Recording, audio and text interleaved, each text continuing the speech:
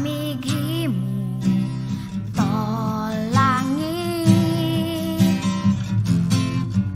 sikoy ko kamigimu taaldo way bulan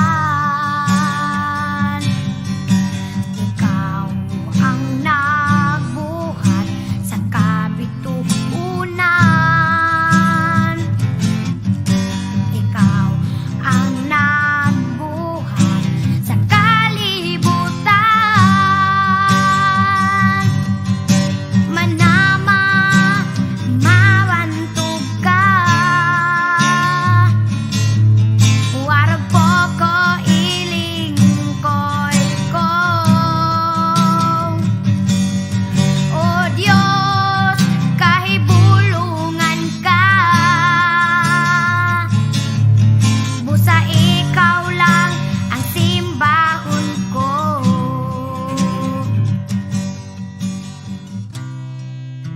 أعوذ بالله من الشيطان الرجيم بسم الله الرحمن الرحيم فقال ربكم ادعوني أستجب لكم آمين يا رب العالمين الحمد لله رب العالمين الرحمن الرحيم مالك يوم الدين إياك نعبد وإياك نستعين اهدنا الصراط المستقيم صراط الذين أنعمت عليهم غير المغضوب عليهم ولا الضالين آمين اللهم اجمع شامل المسلمين والكريستيان والأمة في مدينة دباو وسلم دائما مجتمعنا هذا بالسلم والأمن والتقدم في بلدنا هذا آمين يا رب العالمين ربنا لا تزغ قلوبنا بعد إذ هديتنا وهب لنا من لدنك رحمة إنك أنت الوهاب ربنا إنك أنت الوهاب ربنا آتنا في الدنيا حسنة وفي الآخرة حسنة وقنا عذاب النار وصلى الله على خير خلقه سيدنا محمد وعلى آله وصحبه وسلم سبحان ربك رب العزة عما يصفون وسلام على المرسلين والحمد لله رب العالمين آمين يا رب العالمين.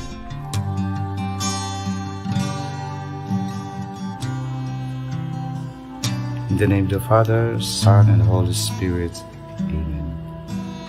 Our most gracious Heavenly Father, we come to you today to praise and worship you and give you thanks for all the things you continue to provide for ourselves and our families. Father, we humbly ask for forgiveness for all the times we have offended you, when we forget to acknowledge your presence in the image of our brothers and sisters, and for moments we fail to be good stewards of the blessings you have given us. Continue to guide and protect each one of us, Lord, that we may always walk in the lights of your everlasting love and mercy. Grant us, Father, with your comfort in times of distress and with your strength in times of weakness. Bestow upon us your unending grace and healing, that we may in turn become instruments of gentleness and compassion to others. We ask all this in the name of your Son, our Lord Jesus Christ, with the prayer and the intercession of our Blessed Mother. Amen. manama mawantog ka warag po ko ilingkoy ko o Diyos kahibulungan ka busa ikaw lang ang simbahon ko busa ikaw lang ang alagaran ko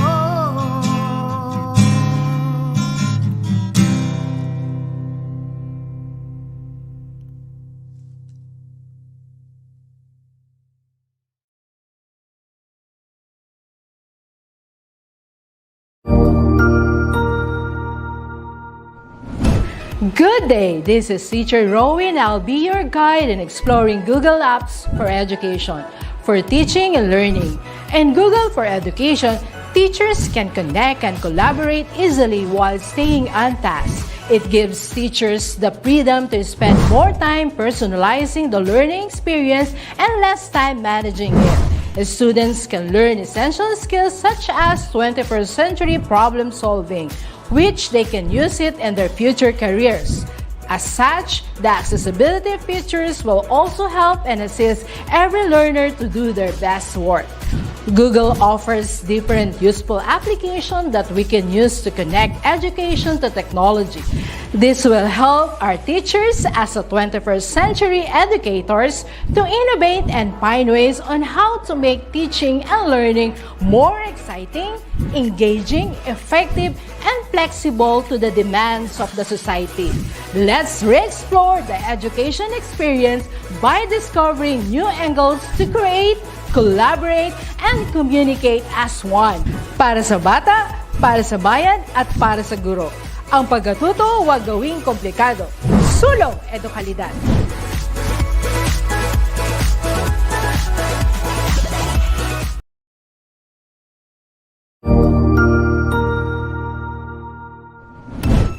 Cognizant to the needs of our learners, parents, and teachers, the Department of Education provided us with powerful tools for productivity that will allow us to foster critical thinking skills, problem-solving skills, communication and collaboration skills to be compassionate, responsible global citizens. Join us and discover new ideas in our series of professional development training program with the ICTS Edtech Unit and Microsoft Education Philippines. Together, we will equip our learners and empower our fellow educators for a dynamic future.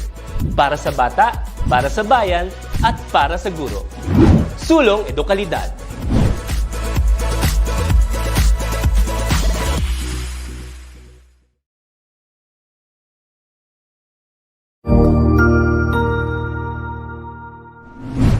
Hello teachers, learners, and parents. Sir Jeff po, at your service.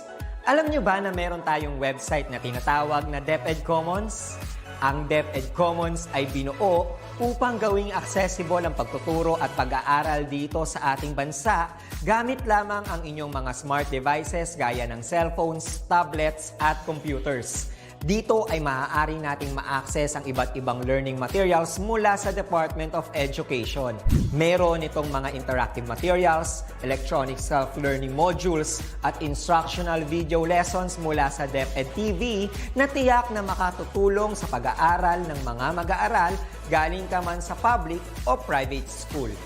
Walang problema dahil welcome ang lahat dito. Para ito sa mga guro, magulang at mga mag-aaral mula sa kinder hanggang grade 12, alternative learning system o ALS, at pati na rin ang special education.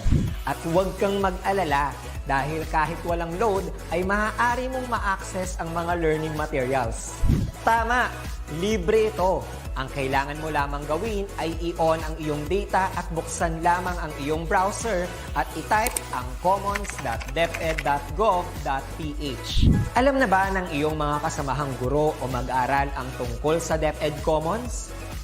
I-share mo na ang video na ito upang matuto rin sila kung paano gagamitin ang DepEd Commons sa mabilis at napakadaling paraan. Muli, ito po si Sir Jeff at kita-kits po tayo sa DepEd Commons. Paalam!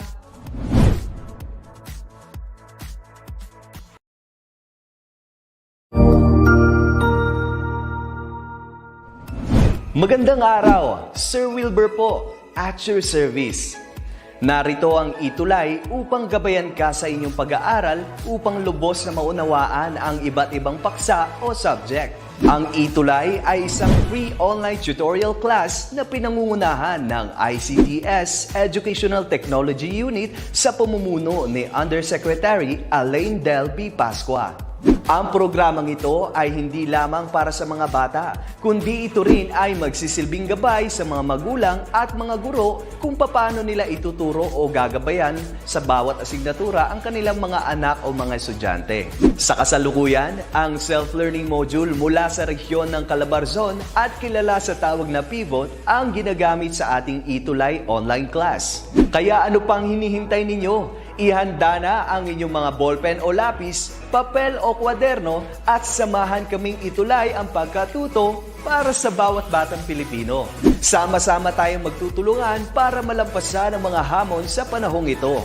Halina't matuto kasama ang inyong online tutor sa oras na ito.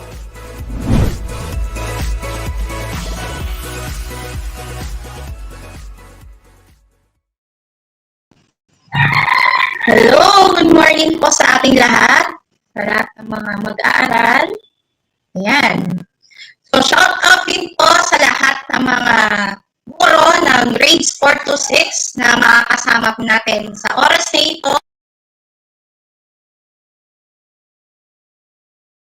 English Remediation. Natin. So, muli po, magandang araw po sa lahat ng mga manonood at lalo higit sa ating mga estudyante sa grades 4 to 6. Dahil tayo po ngayon ay nasa academic break, pagtutuunan muna natin ng pansin ang ibang mga salita na ating pag-uusapan ngayon. So today is our reading remediation for grades 4 to 6, and I will be your tutor for this morning. I'm your tutor Jessica from SDO Rizal, Teresa Sub-Office. And today, we are focusing on the following objectives of the English reading remediation. We are familiarizing the sounds of E or the long E and the short E. So mamaya tatalakayin din natin yung mga pronunciations na mga words under long E and the short E sounds of the letter E. So, titignan natin kung paano nyo babasahin isa-isa yung lahat ng mga words under the sounds of reading remediation or reading comprehension. So, kailangan po ay active po tayo na mag-comment sa ating Facebook Live sa DepEd Philippines, DepEd tayo, and DepEd Edtech Unit. So, itong English remediation for today ay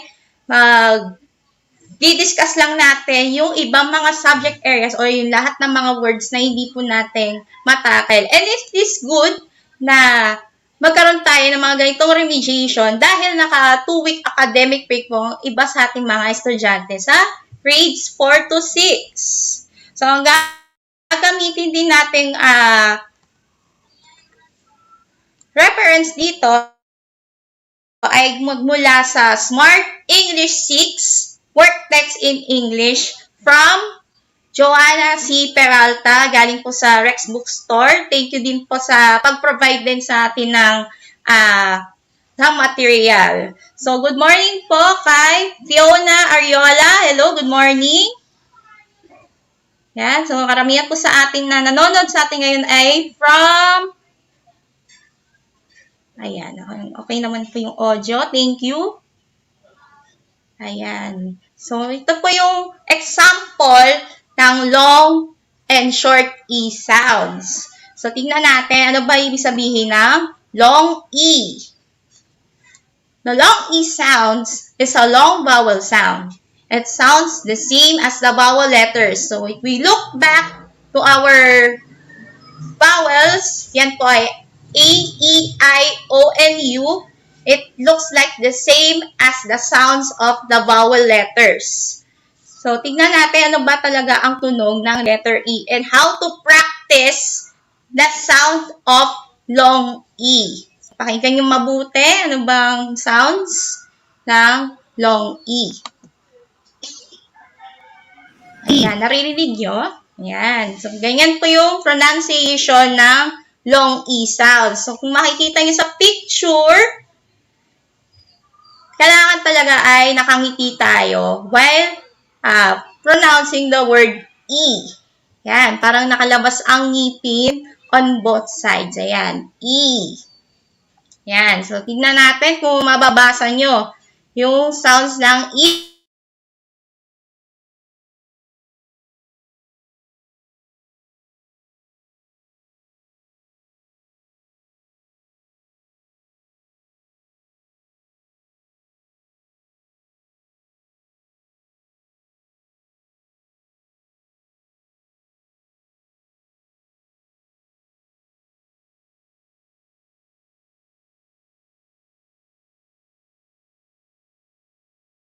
hours ako ngayon. So, kailangan ko na. Ayan. So, ayan. Nakikita nyo ulit yung sounds ng E. Ayan. Ulitin natin yung nakasmile po kayo. Ayan. Yung sounds ng E ay para lang kayong nag-i-smile. Ayan. Yung letter E. Ayan. Sasahin nga natin yung iba sa mga examples. Ano natin yung mga examples. So, let's read first the long E sounds. So, number 1, we have B. Yan, B. Dapat po kailangan po ay basang-basa po natin. Hello kay Virginia Antigua. Yan, so, kung nabasa nyo naman po yung sounds ng E, yan, makikita nyo sa example, B. Next is me. Me. And the other one is we. Natin yung sa mga unang example. B, we. Sa paulit. B, me, and we. Yan. Kung nabasa niyo po itong mga sounds ng letters ng long E, good job! Ayan, mula sa San Lorenzo Ruiz Elementary School, hello po. Ayan, si Alexa May, ayan, nakikibasa din siya, very good. Kay Dwight Espejo, ayan, nagtatag din siya ng kanyang mga classmates. Ayan, very good. So, next one. So, titignan natin yung mga spelling kasi ng mga letter E sounds ay magkaparehas din ng long E sounds. So, let's see. We have green. Sa paulit, green. And another one is bean. Ayan. So, makikita nyo, yung spelling niya ay double E, but it looks like the same as the sound of long E.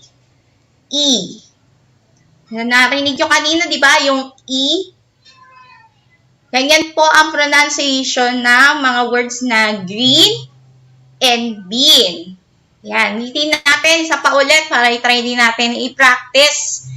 Green, bean. Sa paulit, green, bean. Very good. Ayan. So, pangalawa pa lang yan. So, next natin na spelling or mga words, we have T. Again, T. Then another one is tree. Tree. So, ibig sabihin ng T ay why do I love tea? Or how do I love you? Parang gano'n. Ang kanya example. Then yung sa tree, yan nga ay puno.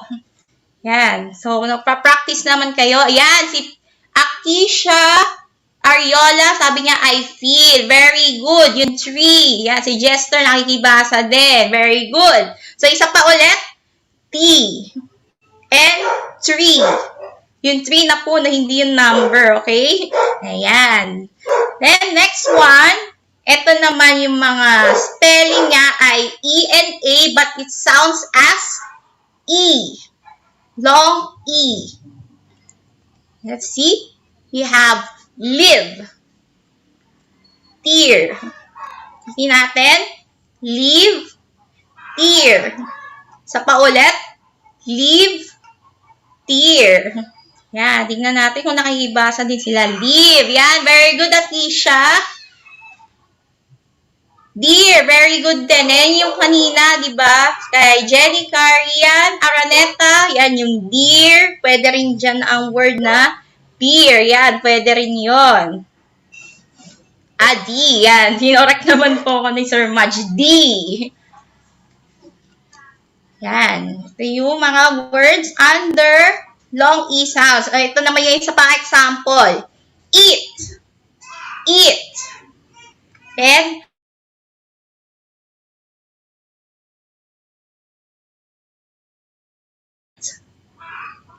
neat. Isa pa ulit. Eat. Neat. na natin kung susunod. Ayan, may great. O, iba yung kanyang pronunciation. May dear, very good. Then, kay Rosa Vargas, watching from MES Antipolo. Neil, very good din kay Salvador Francis. Ayan, may nanonood din sa atin na mga high school students. Ayan, pwede rin neat, yung M-E-E-T. Sounds as neat. Beat, yan, very good. May seal. Yan, nababasa din natin yung mga comments nyo. And i-acknowledge din natin yung ibang mga viewers. Yan, so next na tayo. Ito naman, yung spelling niya ay letter E and I. Tingnan natin, E and I, it sounds as the long E.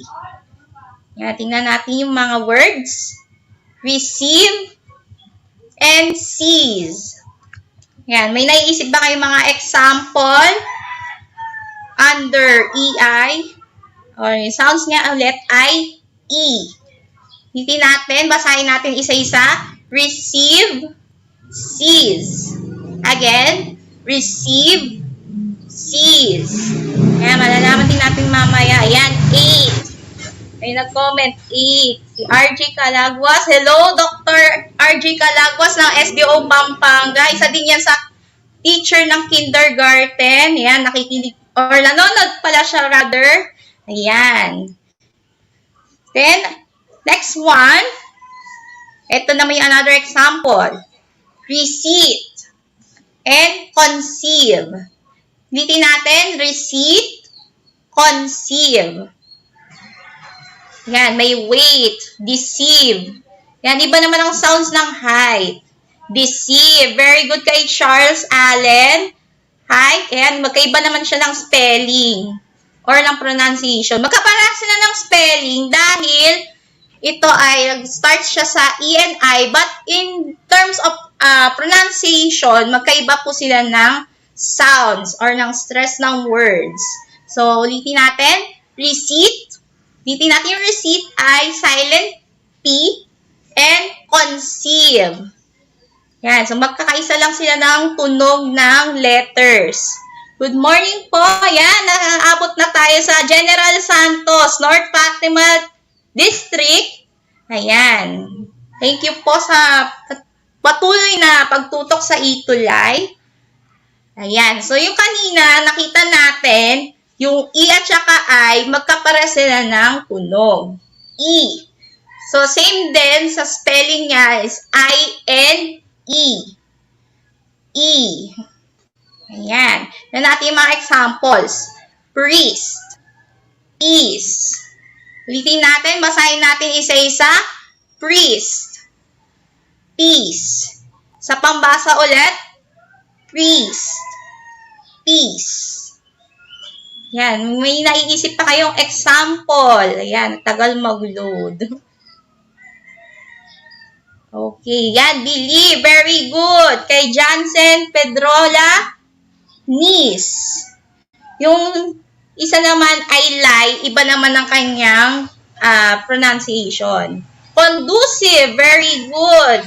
Yan, yung isa naman ay believe. Yan, may nag-comment, believe. So, tingnan natin yung mga iba pang examples. Tama kayo doon. Grieve and believe. Yan, may nag-comment, brief. Yan, very good.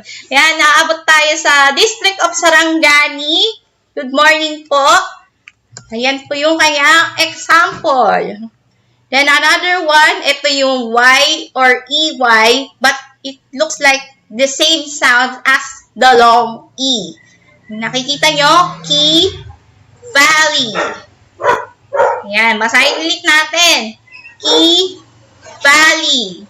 Yung pi naman ay sounds ng I yun. So, next week, pag-aaralan din natin yung sounds ng I, pero ganyan din yung spelling. Para hindi tayo malilito sa mga sounds of letters ng E at saka I.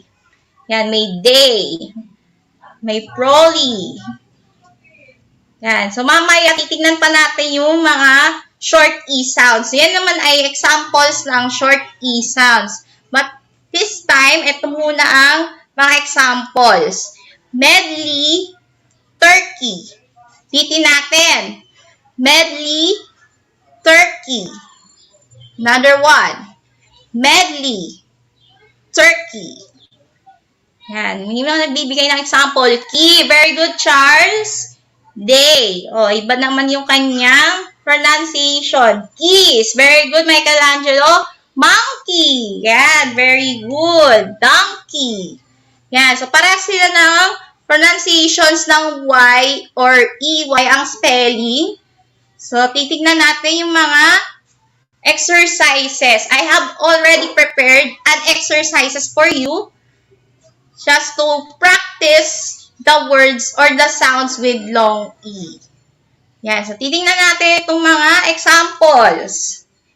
Believe on me. Living peacefully. Green tea. Again, babasahin din natin mga phrases. Believe on me. Living peacefully. Green tea.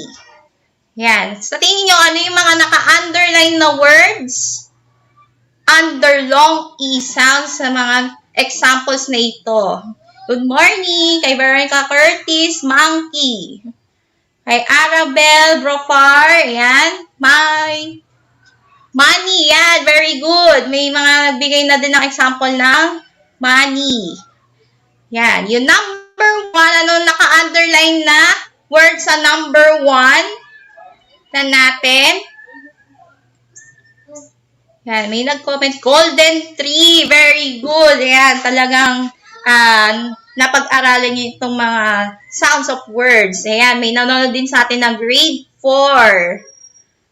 Okay. Tingnan natin yung mga answers. Ayan. Living peacefully. Living green tea. Yan, tingnan natin. Believe. Yan, isang check.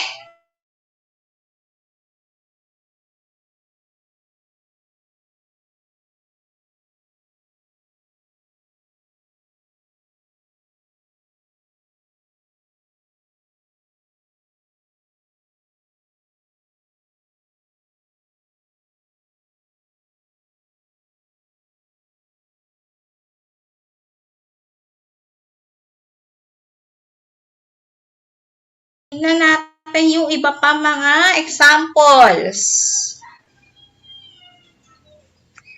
Ayan, huwag kang sumuko. Ayan. So, yan yung mga answers ulit for numbers 1. Believe. Ayan, makatama yung mga sagot nyo. Kay Maya, Bayang Tampongko, Barun, believe. Very good. Kay Sofia, me. Ayan. Then, dito ay lemon tree. Yan. Tama din yung lemon tree. Then, yung iba ay keep safety. Believe. Yan. So, ulitin natin mga naka-underline na words. Believe, me, living peacefully, green tea. Yan po yung mga naka-underline na words. Ayan. Check yung ibang mga sagot ninyo. Next one. Ayan, tingnan natin yung mga next example. Speech about the treaty. High priest from the east. Wheels on the ground. Ano kaya yung mga naka-underline na words? Yan, may isa ay me, may breed, may tea, gravy. Yan, nagugutom na tuloy ako nakakarinig na ako ng salitang gravy. Ayan. So, ibig sabihin yan, ayan, may sea, believe, green leaves. Yan, may mga nagbibigay ng examples. Ayan, may nakakita na akong sagot. Speech, kay Akisha. Treaty, yan, kay Eva Villanueva. Ayan, wheels, very good. High priest. Treaty. Yan, tingnan natin. Priest at saka east. Yan naman yung isa pang answer. Wheels, yan na yung pang-last. Okay, so good job sa inyong pagsagot sa phrases. Then, dito naman tayo sa sentence. Tingnan natin yung mga examples. The priest teaches us to read the Bible. She drank a cup of tea. I eat a pig. Lalag ulit. Yan. So, kung makikita ninyo, ito yung mga examples ng long E. Sounds pa lang tayo. Pero mamaya, padako tayo sa short E. So, makikita nyo naman kung ano yung mga sagot. Priest. Very good. Kay Virginia Antigua. Priest. Treaty. Teaches. Yan. Dami nang nagsitag sa mga answer. Kaya siguro naglalag yung internet ko kasi pa isa lang. Teaches and read. Yan. Yung sa number 1. Teaches and read. Sa number 2. Yan. Very good. Yung mga nakasagot sa number 2 ay T. At saka she. Kasama din yung she. Kasi magkapareha sila ng sounds of letters. She and T. Then, isa pa ay madami to. Sa number 3. It, is, and eat. Yan. Nakikita niyo naman ang mga answers. She and T, read. Ayan. Yung mga sagot sa number 1. Is. Peace. May mga dagsak pa na mga answers. Okay? Ayan. May mga questions pa tayo, no? So, pwede kayo mag-ask ng questions if there's concerns sa mga ganitong examples. Okay? So, next na tayo sa sounds of short E. So, kung kanina, meron tayong sounds of long E, ito naman ay sounds of short E naman tayo. So, sa short E, you make the sounds by letting lower jaw drop open. Ito yung lower jaw natin. Hindi na natin yung baba nyo. Yan. Yung mga baba ninyo, practice natin, Sir Raj, kung paano ang tamang pag-pronounce ng short E. So, gagamitin natin yung lower jaw drop. Naka-open ang mouth ninyo. And i-stretch nyo ng konti yung lips nyo. And breathe out. So, kailangan ilabas nyo yung hangin galing sa inyong tummy, syempre. Doon lalabas yung air. Para na kayo nag-e-exhale. So, try natin na i-vibrate yung mga boses natin. So, ulitin natin kung paano mag-pronounce ng E or ng E. Ayan. Nakikita nyo, yun sa illustration, E. E. Ulitin natin, E. Ulitin natin, E. Stop. Ayan. It's E. What's the Ulitin natin. letter? What's the Ayan. letter? Ulitin natin yung sounds of short E. Short ito. Short ito. E. E.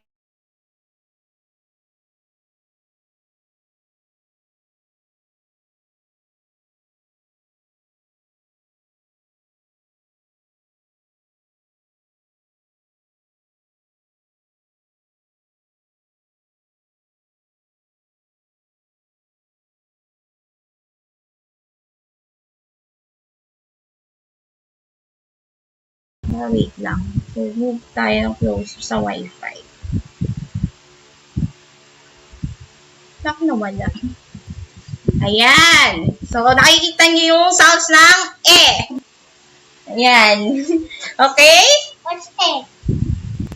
Ayan. So, ito, makikibasa din ng mga sounds ng short E. Or E. Bet, met, and wet. Ayan. So, mukhang excited na yung mga mga viewers. Bet, met, wet. Ayan. May nababasa ako. Spend. Very good. Remember. Elephant. Set. Ayan. Nababasa ko yung mga comments ninyo. And marahil yung mga bata din, nakagaya din yung anak ko, ay nakikibasa din. So, bet, met, and wet. Can I? Let's read. Yan. Sa short E, bend. Hindi natin bend. and melt. Ayan, ito pa yung mga isa pang examples. Vet, very good. Let, det, and pet. Met, pet, well. Yan, mamaya pa yung well. Yan, bed, melt, meron ding bed, spend. Kay Akisha, yan, ito isa sa ating mga active na viewers. Send, very good, spell. Yan, may isa pang example. Tell and well. Ulitin natin, tell, well. Yan, yung met and bell, tell and well. So, magkakapares lang sila ng pronunciation. Tell, well. Ayan. So, very active naman po ang ating mga listeners. When, rent, jet, men, where, sell. Ayan. So, ito naman yung next na example. Best. Hindi natin, best. Less. Yan. May sell, let, may tell, read, sell. Yan. Nababasa ko yung mga comments. Yan, may pet kay Jenica Ryan. Yan, kay Atisha, Tess, Beth, Bell. Ayan, so, tingnan naman natin yung iba mga spelling. So, yung kanina, yung E sounds as E, ito naman ay sounds ng E. So, same din siya ng spelling na E-A. Pero magkaiba sila ng pronunciation. So, tignan natin. Ready. Bear. Hitin natin. Paano basahin? Ready. Bear. Ayan. Isa pa ulit. Ready. Bear. Ayan. May read. May test. Pero red yon. Yung red kasi ay past tense. Pero ibang kasi mga word doon ay pwedeng nagtatapos sa ED. Yan, mga nagtatapos sa ED. May beat. Ayan, kanina yan yung beat. Tapos yung bear. Ayan, yung mga spelling. Yung EA kanina na E. Yan naman, ang pronunciation naman niya ay E. E. Hindi natin yung, idadrop lang natin yung jaw natin dito. Tapos, ibubuka natin ng konti ang ating mga bibig. And, i-exhale lang natin ang ating mga breath. Yan. Yan yun. Exhale. Tapos, E. E. Sa pa ulit. E. E. Ayan. So, very active naman po ang ating mga participants. Sa pa ulit. Head. Help. Ulitin natin. Head, head. So, kung may kasama kayong mga bata na hindi masyado nakapag-pronounce mga ganitong letters, sounds as E at saka E, pwede nyo siyang pag-practicein sa inyong mga bahay. Gamit lamang din yung mga words na nakikita ninyo. Yan, may meat. Ayan, may head. Watching from Cebu City, hello po! Kay Ma'am Virgie. Yan, may felt, met. Yan. So, same din sila ng kanina example natin. So, isa pa ulit. Meant and debt. Gitin natin. Meant. Debt. Yan. Isa pa ulit. Meant. Debt. Ayan. So, yan yung mga examples. Ayan, may led. Yan, may bear, may fear. Yan, kanina yung fear. So, iba yung kanyang pronunciation. Yung fear at saka fair. Yan, may bear. Depende din yan sa spelling, ano. So, titingnan natin ang next exercise natin. Ito naman, this time, we have to underline the words with short E sounds. Yan. Number 1, baked bread for Ted. Number 2, hidden wealth. Number 3, ready to tell. Alin kaya ang mga words under short E sounds? Tingnan natin. Ayan, may nakita na akong mga sagot. Watching from Watubalindong. Ayan. Defeat, may stealth. Ayan, yung number 1, tama ang sagot ni Akisha. Bake, bread, and Ted. Ayan. Yung kanina kasi, bread. So, ang sounds talaga niyan ay E. E. Hindi natin E. So, yung number 1 is bread. Number 2 is Ted. Ayan, yun yung mga naka-underline na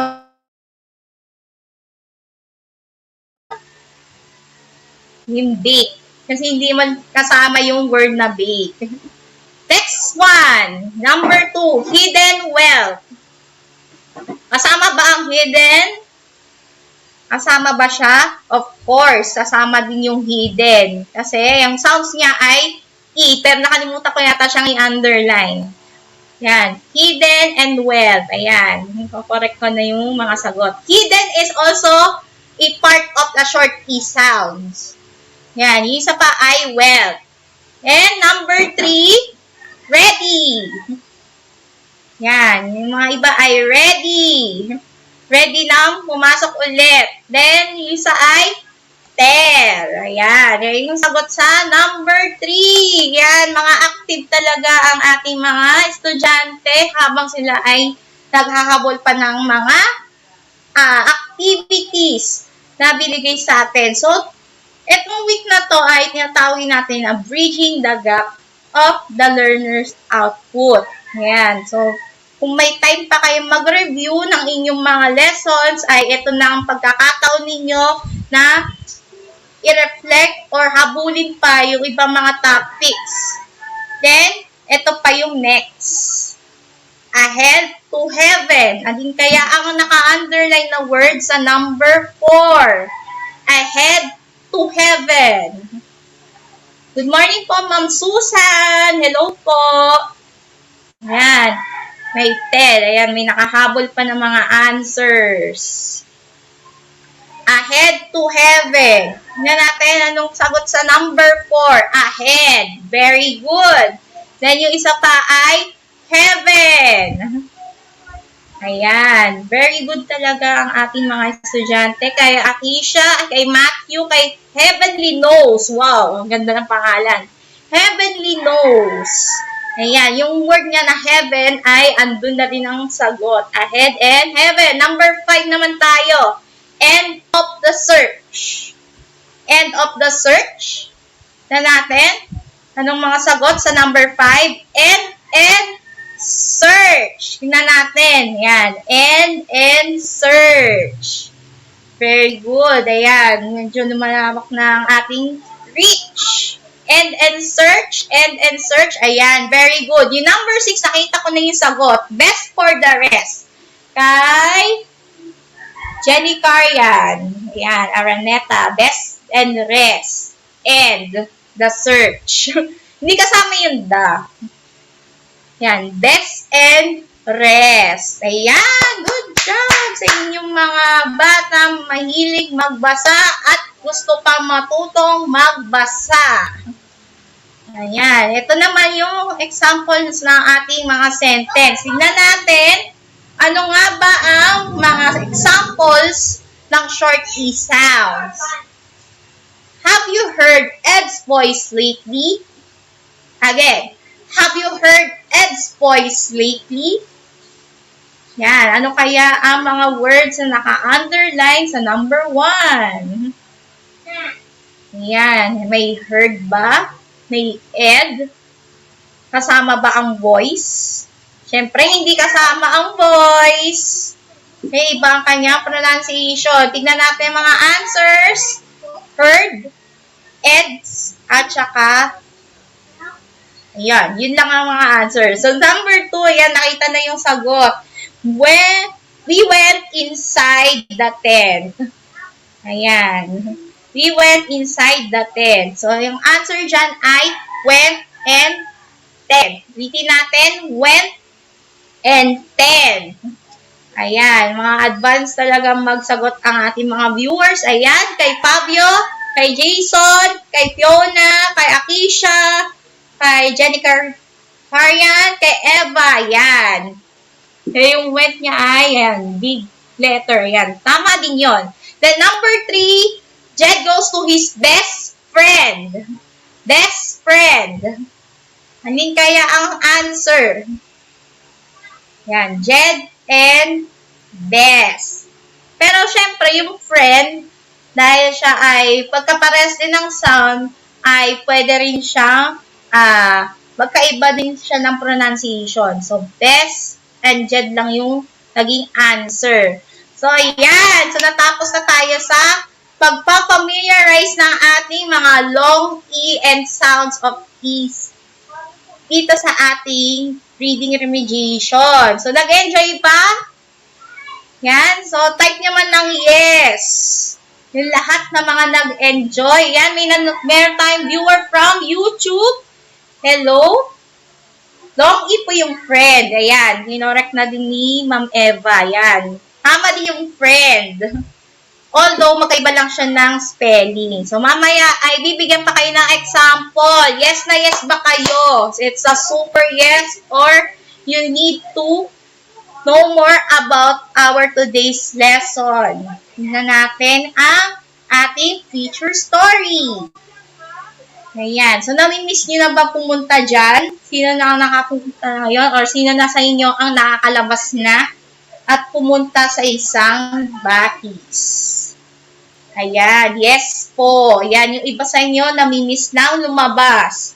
But, due to the safety, yan naman ay papakita ko sa inyo yung mga ganitong pictures. Ayan. Yung mga pictures of a stream. Ayan. Yes na yes na yes. Okay. So, the title of our poem or the poem for this morning, yan ay tinatawag natin na Who Made Thee? Ayan ha. Tignan natin yung mga words. Thee. Who made thee? Ayan. So, here's how we read the poem. Pasok na lang.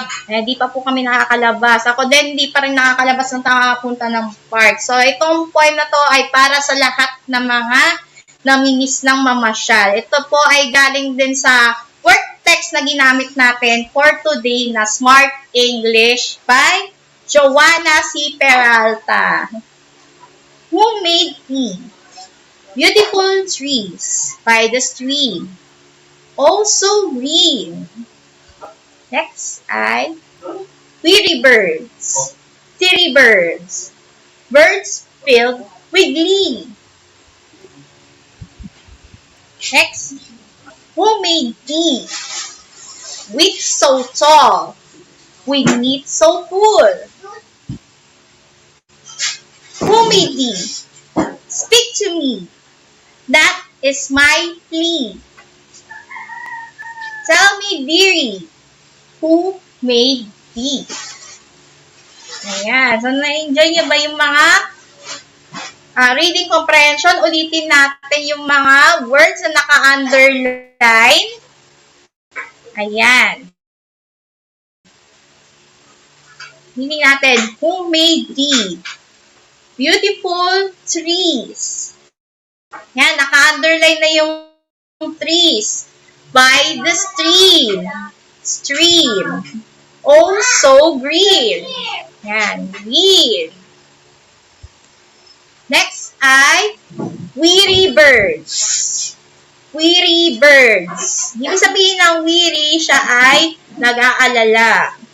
Or nababagabang. Yan, weary birds. Teary birds. Yan, may mga umiiyak na birds. Birds filled with glee. Yan, napanood niyo yung show na Glee, yan ay mga group of voices. Yan, mayroon tayo mga ganitong klaseng singers na sumasali sa Glee Club. Ayan. Yung isa ay Who Made Thee? Thee. Wit so tall, with meat so full. Yan, yung mga naka-underline dyan ay wit and meat. Ayan. May birds. Hey, birds. Yan. Then, another one, who made tea? Hindi natin.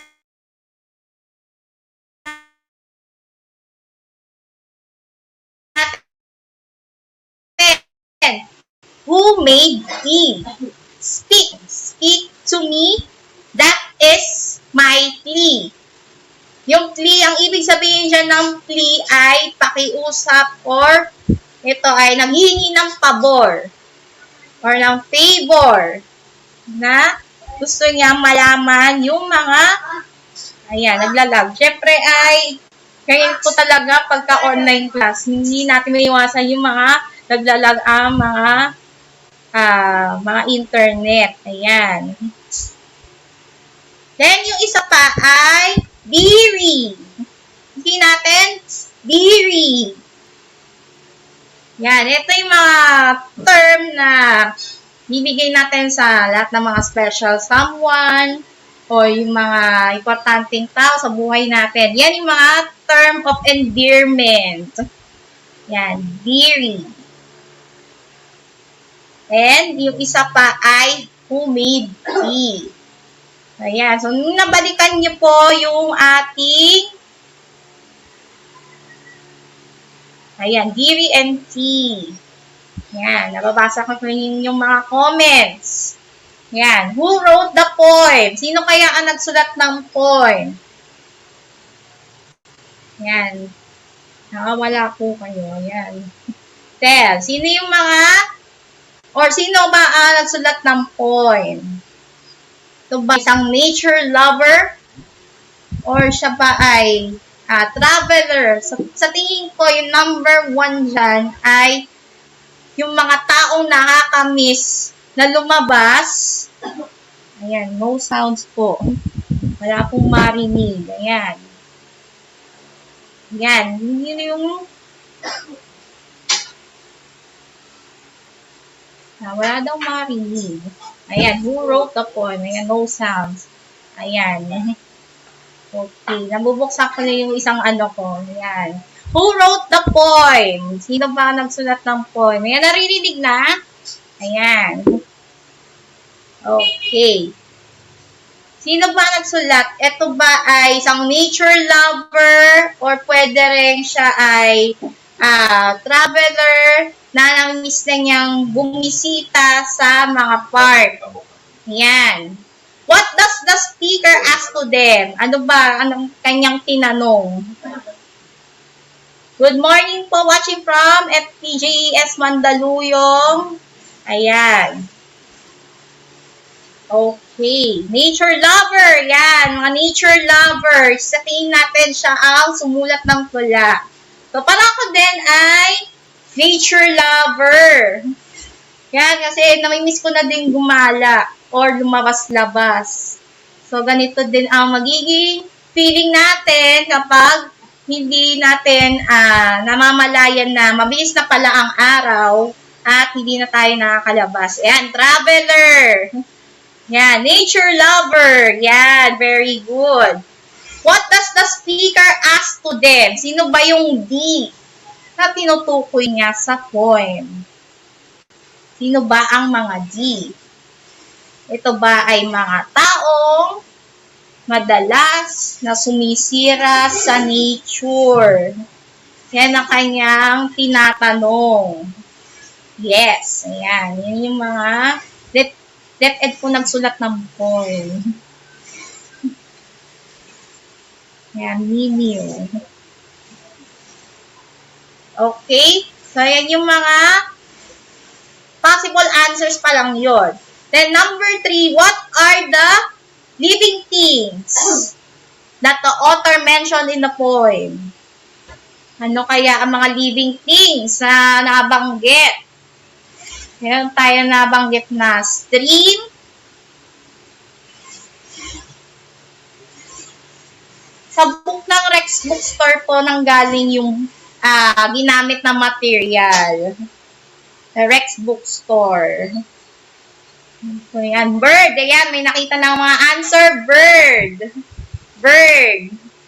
Yan. Tapos, may nakita tayong mga people. Ano may mga living things na nabanggit sa pond? Tingnan natin yung mga living things. Ayan. Ito yung mga living things. Bird. May tree. Yan. Very good. Okay. May cat. Ayan. Meron ding cat doon. Yan. Tapos, mga person. Ito din ay living thing. Yung wheat at saka meat. Yan. May beans. Yan yung mga tinatawag nating living things. Bird and cat. May trees. Okay. So, balikan na natin yung next question. Number 4. Why did the author plead to them? Bakit? Bakit niya sinabi or bakit niya tinanong? Or nagbigay siya ng pabor na ano ang kanilang ginawa? Why did the author plead to them? Ano kaya ang reason? Dahil, nung nakikita natin ngayon na medyo urbanized na yung ating paligid, ito na din ang magiging posibleng epekto ng global warming. So, it's all about the nature that comes into a destructive ones.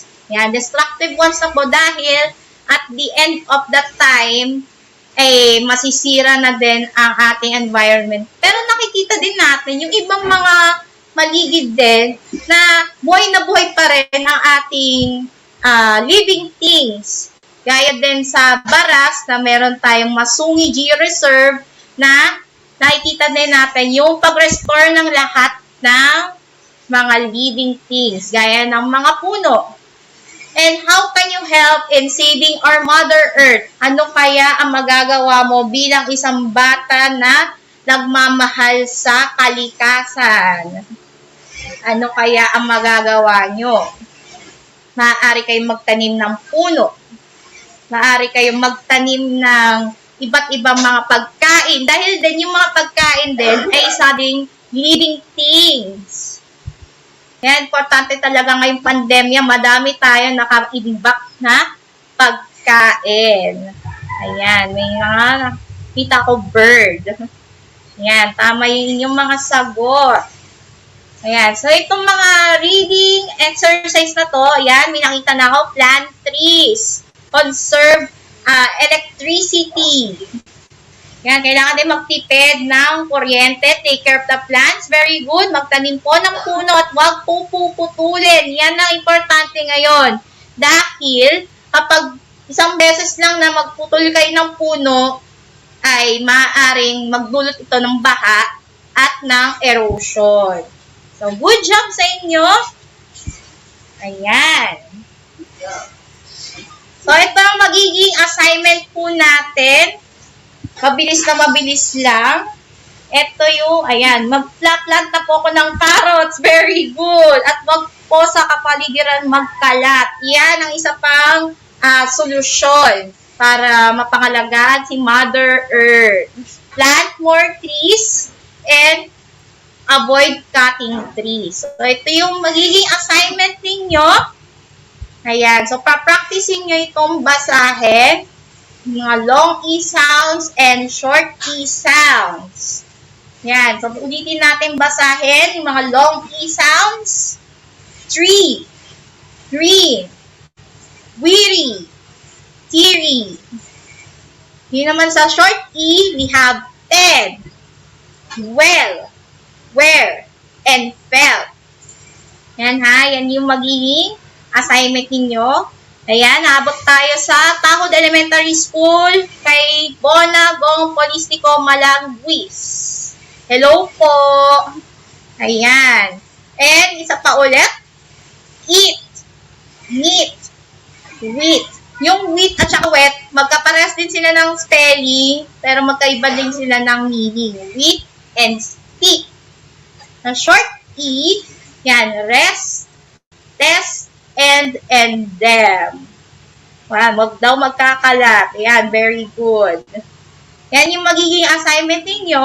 So, ang ginamit natin na reference kanina, kung galing ba siya sa DepEd, syempre po ay nag-develop pa po ng ibang mga reading materials for English Remediation from Rex Bookstore. Yan po ay Smart English Work Text in English for Grade 6.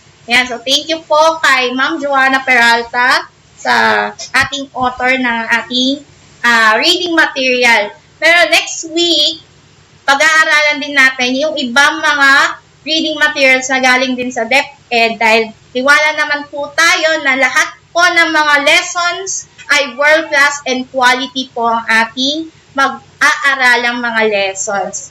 And with that, mag-iiwan lang po tayo ng isang paalala na enjoy reading and of course, more practice because one day, every learner will become a better reader. Or sa Tagalog ay bawat bata bumabasa. So yan din ang naging isa sa pangarap ko na darating din ng araw, wala na pong bata sa buong Pilipinas ang hindi nakakabasa. At mula po sa ating masipag at matalinong naglikha ng mga ganitong remediation, galing po sa DepEd Edtech Unit, marami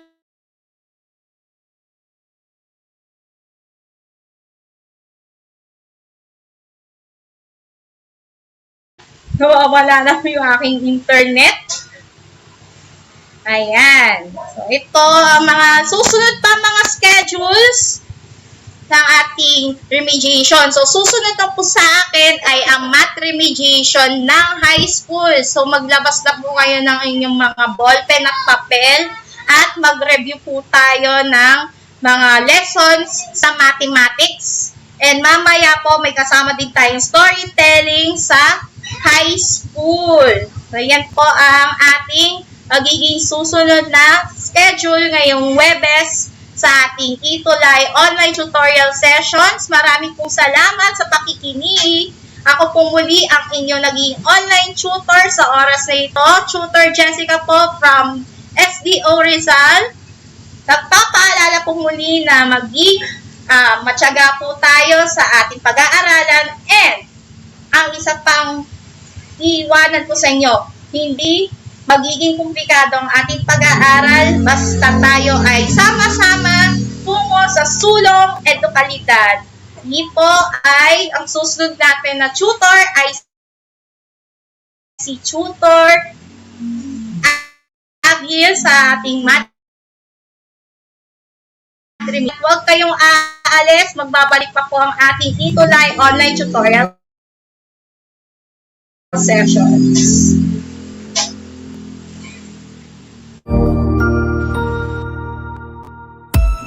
Magandang araw!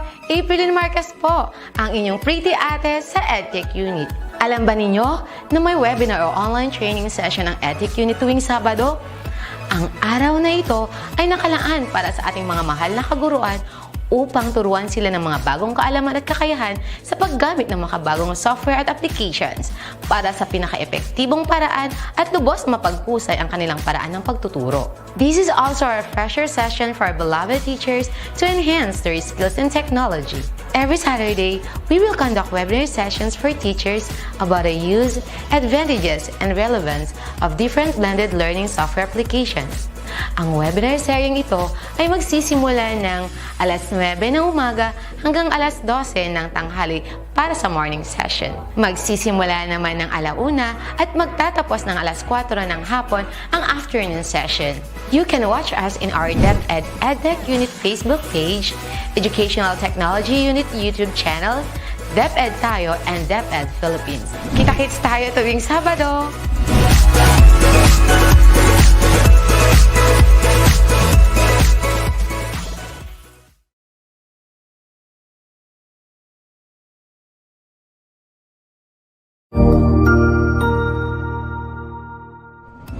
Magandang araw! Sir Wilbur po, at your service.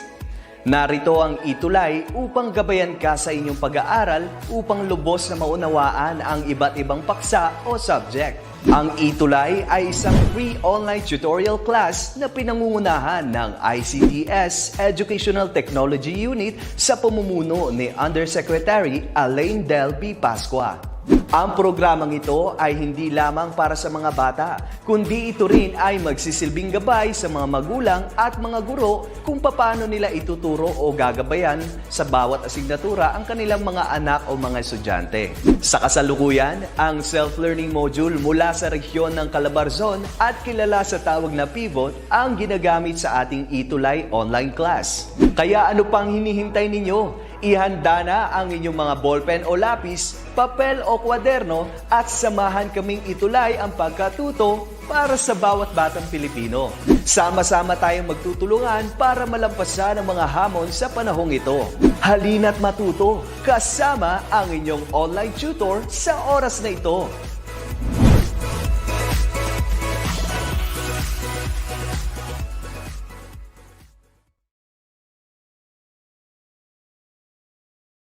Na sa mga mag-aaral, mga guro at mga magulang na nanonood ngayon dito sa ating ETUlay session, ang ating DepEd online tutorial.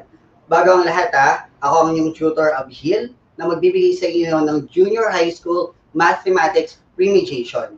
At bago rin tayo pumunta sa ating mga discussions for today, huwag natin munang kalimutan na i-like at i-share ang ating mga DepEd Facebook pages, ang DepEd Philippines, DepEd Edtech Unit, DepEd TV, DepEd tayo, at pumunta na rin sa ating official YouTube channel at i-subscribe ang Educational Technology Unit at DepEd TV Official. At syempre, pakidamay niyo na rin ang official Facebook page ng inyong Tutor Abhil, ang Simply Abhil, Samal National High School Annex Official, at DepEd 1 Bataan Production Team. So magsimula na tayo. Ihanda ang inyong mga papel, mga ballpen, para naman kasabay ko kayong matututo sa math remediation na ito. So, magsisimula muna tayo sa ating mga ilang technique. Ika nga for the square of last digit 5. So, mapapansin niyo sa ating square of last digit 5, nilagay ko na muna dito yung lahat ng mga 5, yung last digit. And then, kung makikita niyo dito sa ating first row or first column, ang mga numbers ay nagsisimula from 1, 2, 3, 4, 5, 6, 7, 8, 9, and 10. Ituturo ko sa inyo kung paano tayo makakapag-solve o paano natin makukuha ang square na may last digit na 5. So for example, sa ating first row, may nakuha tayong 5 squared is equal to 25. So basically, ulitin natin, ang exponent o ang square ay nagsasabi kung ilang beses natin multiply ang number o ang kanyang base. So from this given, 5 squared, i-multiply natin ang 5 times 5, kaya nakuha ang 25. Nakuha po ba? On the second row, meron tayong 15 squared, na ang first column number digit natin is 1. So 15 squared is equal to 225. Kung isa-solve natin to ng mas on the traditional process, mapapakita natin na ang 15 times 15, 5 times 5 is 25. You carry 2, 5 times 1 is 5, plus 2 is 7, 1 times 5 is 5, 1 times 1 is 1, and then ina-add natin, this is the traditional process ng multiplication natin, 5, 7 plus 5 is 12, carry 1, 1 plus 1 is 2. Kaya nakuha natin ang 225. Same thing kapag kinuha natin yung 25 squared, kung saan ang process or ang sagot dito ay 625. Again, using our traditional process of multiplication, you will have 25 times 25. So you'll have here 25. 5 times 2 is 10, plus 2 is 12. 2 times 5 is 10. Carry 1. 2 times 2 is 4, plus 1 is 5. Then you add 5, 2, then 6. Nakuha natin ang 625. Pero merong technique sa pagkuha ng last digit of 5 na naka-square. Paano yun? Kailangan lang natin alamin kung ano yung first row or first column digit na katabi or nauuna dun sa 5 digit or sa last 5 digit na naka-square. For example, Dahil dito, 0 lang siya, automatic gagawin lang natin siyang 5 times 5, which is 25. But for the second row, 15 squared siya, i-multiply natin yung first digit sa number na mas mataas sa kanya, which is 2. Dahil yung 1 ay kasunod niya ay 2, 1 times 2, that's 2. And then you just simply copy the 25 or you just simply have the 25 under the certain law na 5 times 5. Same thing with 25 squared. Kukuhanin lang natin yung number na mas mataas sa 2, which is 3. 2 times 3 is 6. Kaya nakuha natin yung 625. Nakuha po ba yung process? Subukan natin. So mula sa 35 squared, sabi ko kanina, since last digit is 5, automatic ang magiging last 2 digits natin ay 25. At yung first digit natin ay multiply natin sa number na mas mataas sa kanya. Ano ba yung number na yon? 4. So you multiply 3 times 4. And what is 3 times 4? 12. So the answer here is 1,225. As easy as like that. Nakuha po ba? Sundan natin. Ang 45 squared, same thing. Ang 5 times 5 is 25. And then, you multiply the first digit to the number higher than sa kanya. Since ang 4 ay mas mataas, ang mas mataas sa 4 I mean, ay 5, you multiply 4 by 5, and 4 times 5 is 20. So therefore, 45 squared is equal to 2,025. Nakuha po ba? Same ba tayo ng sagot? Subukan nga natin sa 55 squared. Ano ulit ang ating proseso? Multiply natin ang 5 squared na last digit, and that will become 25. Sundan natin ay kuhanin ang number na mas mataas sa 5, which is 6. Multiply natin si 5 and 6, you will have now 30. So the answer will become 3,025. Next, with 65 squared, sundan lang ulit ang ating proseso. We get 5 times 5, that is 25. And then, we multiply 6 by 7, since yung 7 ay mas mataas sa 6. What is 6 times 7? That is 42. So, you will now have 4,225. And that is equivalent to 65 squared. Punta tayo sa 75 squared. Same thing. 5 times 5 is 25. And then, we multiply 7 to the number higher than 7. So, that is 7 times 8. And which is 56. Therefore, the answer will become 5,625. Nakuha ba? Tuloy na natin hanggang 10. So, you'll have 85 squared. So, magkakaroon ulit tayo ng 25, which is 5 times 5. Yun ang last digit natin. Then, we multiply 8, which is the first digit, dun sa number na mas mataas sa kanya. 8 times 9 is 72. So, 85 squared is equal to 7,225. Next, we have 95 squared. So, magkakaroon tayo ulit ng 25 as our last 2 digits. And then, we multiply 9 by 10 because 10 is higher than 9. So, 9 times 10 is 90. So, you will have now 9,025. Next, for 105 squared, again, 5 times 5 is 25.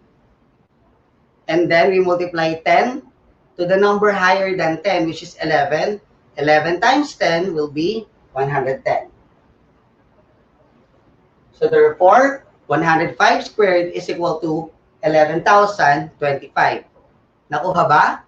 Sana nakuha ninyo pero tandaan lamang na ito ay ginagamit kapag ang last digit natin ay 5 at kapag ang square, ang exponent natin, ay square. So, hindi siya applicable kapag cube or fourth root.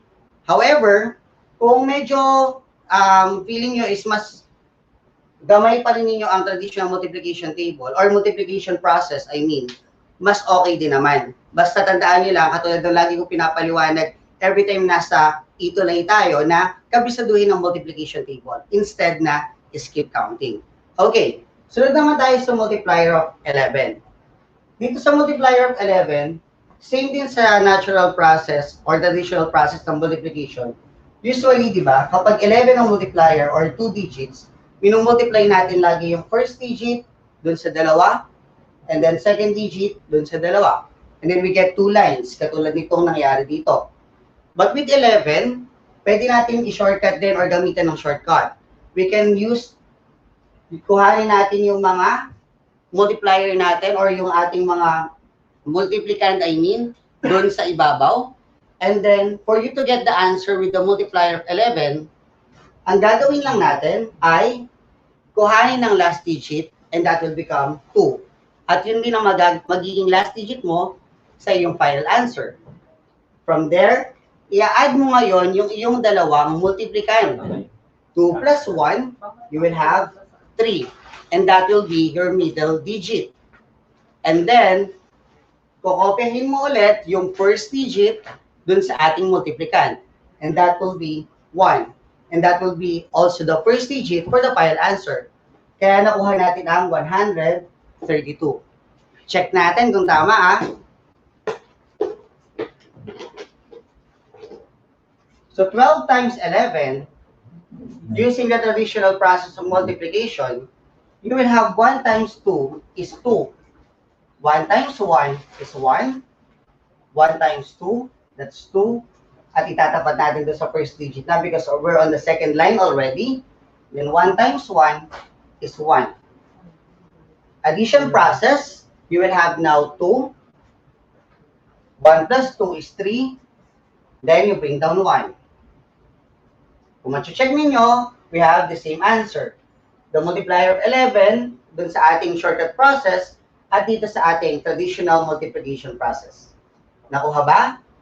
Okay, sundan natin ang panibagong example. With 42 times 11, katulad ng sinabi kong proseso kanina, kukopyahin lang natin yung last digit sa ating multiplicand at yun ang magiging last digit natin with our final answer. So since 2 ang ating last digit sa multiplicand, 2 rin ang magiging last digit natin sa ating final answer. Next, i-add natin yung dalawang number sa ating multiplicand for us to get the middle digit. You will have now 4 or 2 plus 4, that is 6. So 6 ngayon ang ating magiging middle digit. And then, para makuha natin yung pinaka first digit, kopyahin lang din ang first digit ng ating multiplicand. So you will have 4 here. So the answer with 42 times 11 is equal to 462. Check natin ulit kung tama.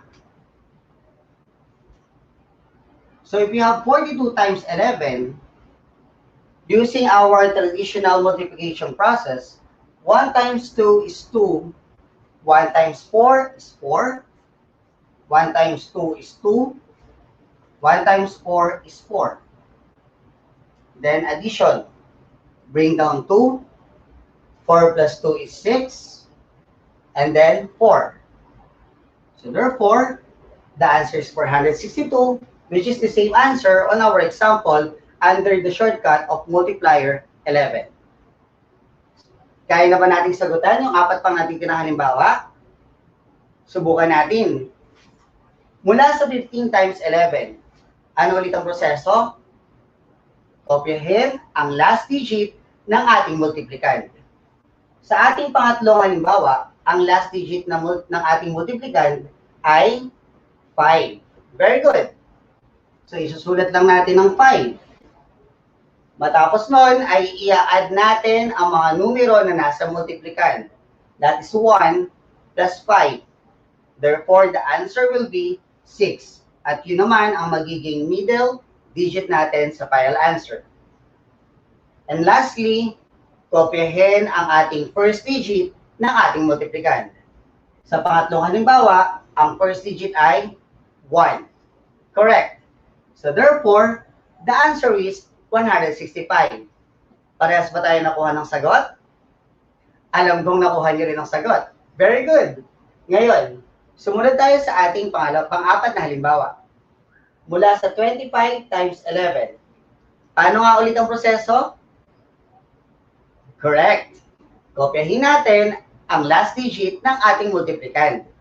At sa last digit ng ating multiplicand, ano nga yung number na nakikita natin? Very good.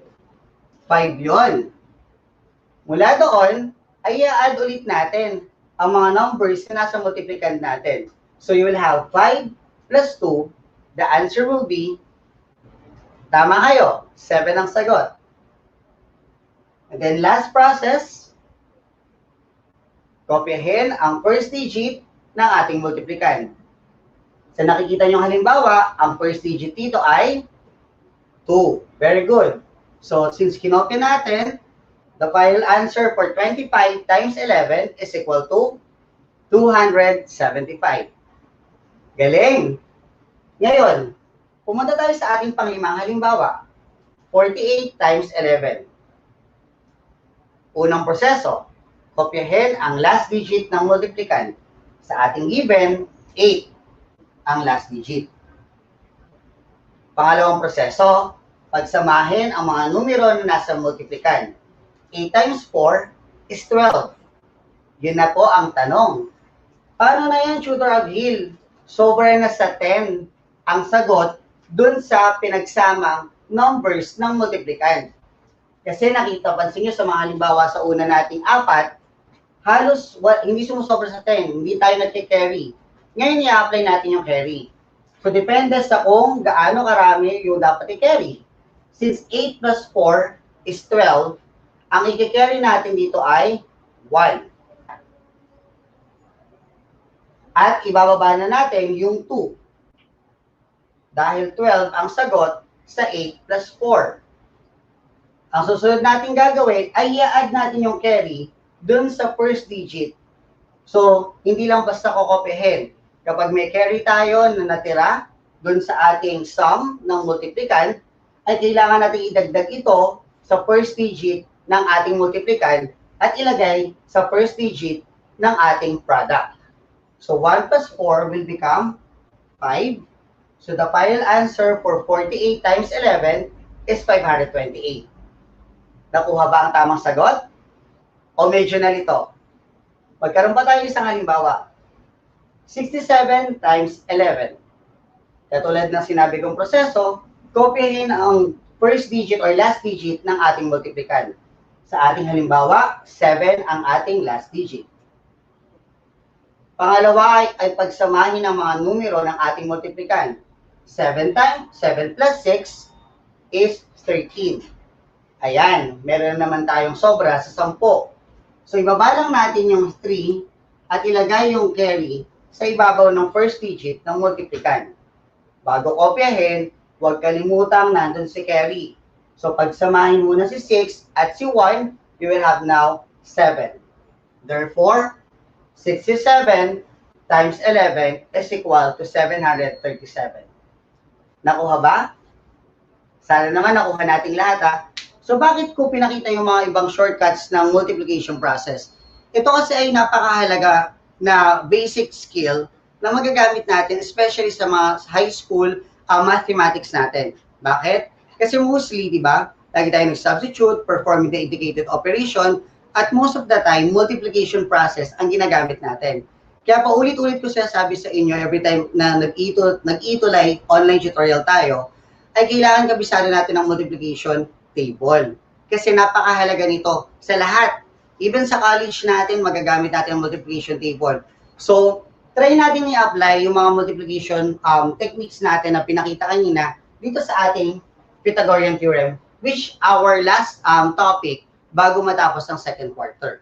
So, last quarter, pinag-usapan natin, or last discussion sa ating ETUlay, ay pinag-usapan natin tungkol sa distance formula. At napaliwanag ko rin na ang distance formula ay naka-base sa Pythagorean theorem, which again, discovered and named after Rufus Pythagoras, who is a Greek mathematician. So that is around early 17th century. So, kung mapapansin natin from the distance formula, you will have here D is equal to the square root of quantity x sub 2 minus x sub 1 squared plus quantity y sub 2 minus y sub 1 squared. Again, ganun po ang tamang pagbabasa. So, halimbawa, tinawag kayo ng mga teacher ninyo sa recitation. Okay, recite what is the distance formula. Paano natin sasabihin or paano natin re-recite? Sir or ma'am, the distance formula is equal, or the distance formula is D is equal to the square root of the quantity x sub 2 minus x sub 1 squared plus the quantity y sub 2 minus y sub 1 squared. Okay. So may nagtanong nung nakaraan dito eh. Pwede bang pagbalita rin sa x sub 1 at x sub 2 at y sub 1 at y sub 2? Sabi ko nga, pwede naman. Dahil nasa power siya ng 2 or under siya ng exponent ng 2. Whatever the result is, automatic, i-multiply lang siya sa sarili niya at yun pa rin ang magiging sagot. The problem is, mas nakakalito kapag binabaliktad natin yung formula. That's why I told you last time na kapag nagsusolve tayo ng problem involving distance formula, i-remain na agad natin yung mga given. I-assign natin kung sino si x sub 1, sino si x sub 2, sino si y sub 1, sino si y sub 2, nang sa ganon, mas madalian tayo substitution. Huwag tayo nagmamadali pag nagsusolve kasi most of the time, yun yung nagiging common mistake natin. Kakamadali siguro, gusto natin matapos agad, and then at the end of the day, mali pa rin yung naging final answer natin kasi nagkamali tayo sa mismong process. Okay? Nakuha ba? So, simulan natin. Let us have an example on this. Let us find the distance between points 0, 2 and negative 2, 5. Sabi ko nga, i-assign muna natin. Pwedeng ito ang ating x sub 1, y sub 1. Pwedeng ito rin yung x sub 1, y sub 1. Depende sa inyo. Because it will give you the same result pa rin naman. Pero syempre, para mas madali, kumbaga sabihin nga natin, di ba, huwag natin gawing komplikado yung mga simpleng bagay. So, mas madali nakuhanin na natin agad yung obvious na nakita natin na una. So, since 0, 2, yun ang i-assign natin na x sub 1 at y sub 1. So, let's have x sub 1 is equal to 0 and y sub 1 is equal to 2. Now, syempre, dalawa lang naman yung points. Automatic, the second point will be our x sub 2 and y sub 2. So, x sub 2 is equal to negative 2 and y sub 2 is equal to 5. Review lang tayo ng process natin. How to solve distance formula? Substitute the given to the formula. So, since the formula is already written on the board, i-substitute lang natin yung given sa formula natin. So, D is equal to, so magbura lang tayo ng konti saglit. So, habang nagbubura ako, guys, or students, I mean, try na natin i-solve para malaman natin kung tama o mali ba ang magiging sagot ninyo habang nagsusolve din ako dito. So, let's have this one. Sabi natin, the formula is D, and we substitute the given. Our x sub 2 is negative 2. Careful din dito mga junior high school students. Yung negative dapat laging kasama sa formula. Kung negative ang given, kailangan kasama si negative sa ating substitution. Kasi most of the time, nagkakaroon din ng ibang answer or final answer dun sa magiging process natin.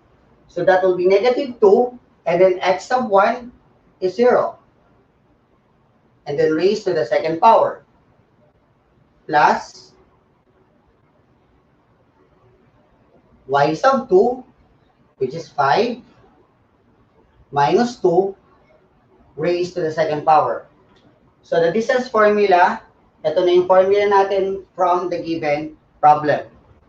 So mula dito, we perform the indicated operation. So using our GEMDAS rule na pinaliwanag ko rin last time. So instead of PEMDAS na ngayon, it is already updated na GEMDAS or GEMDAS.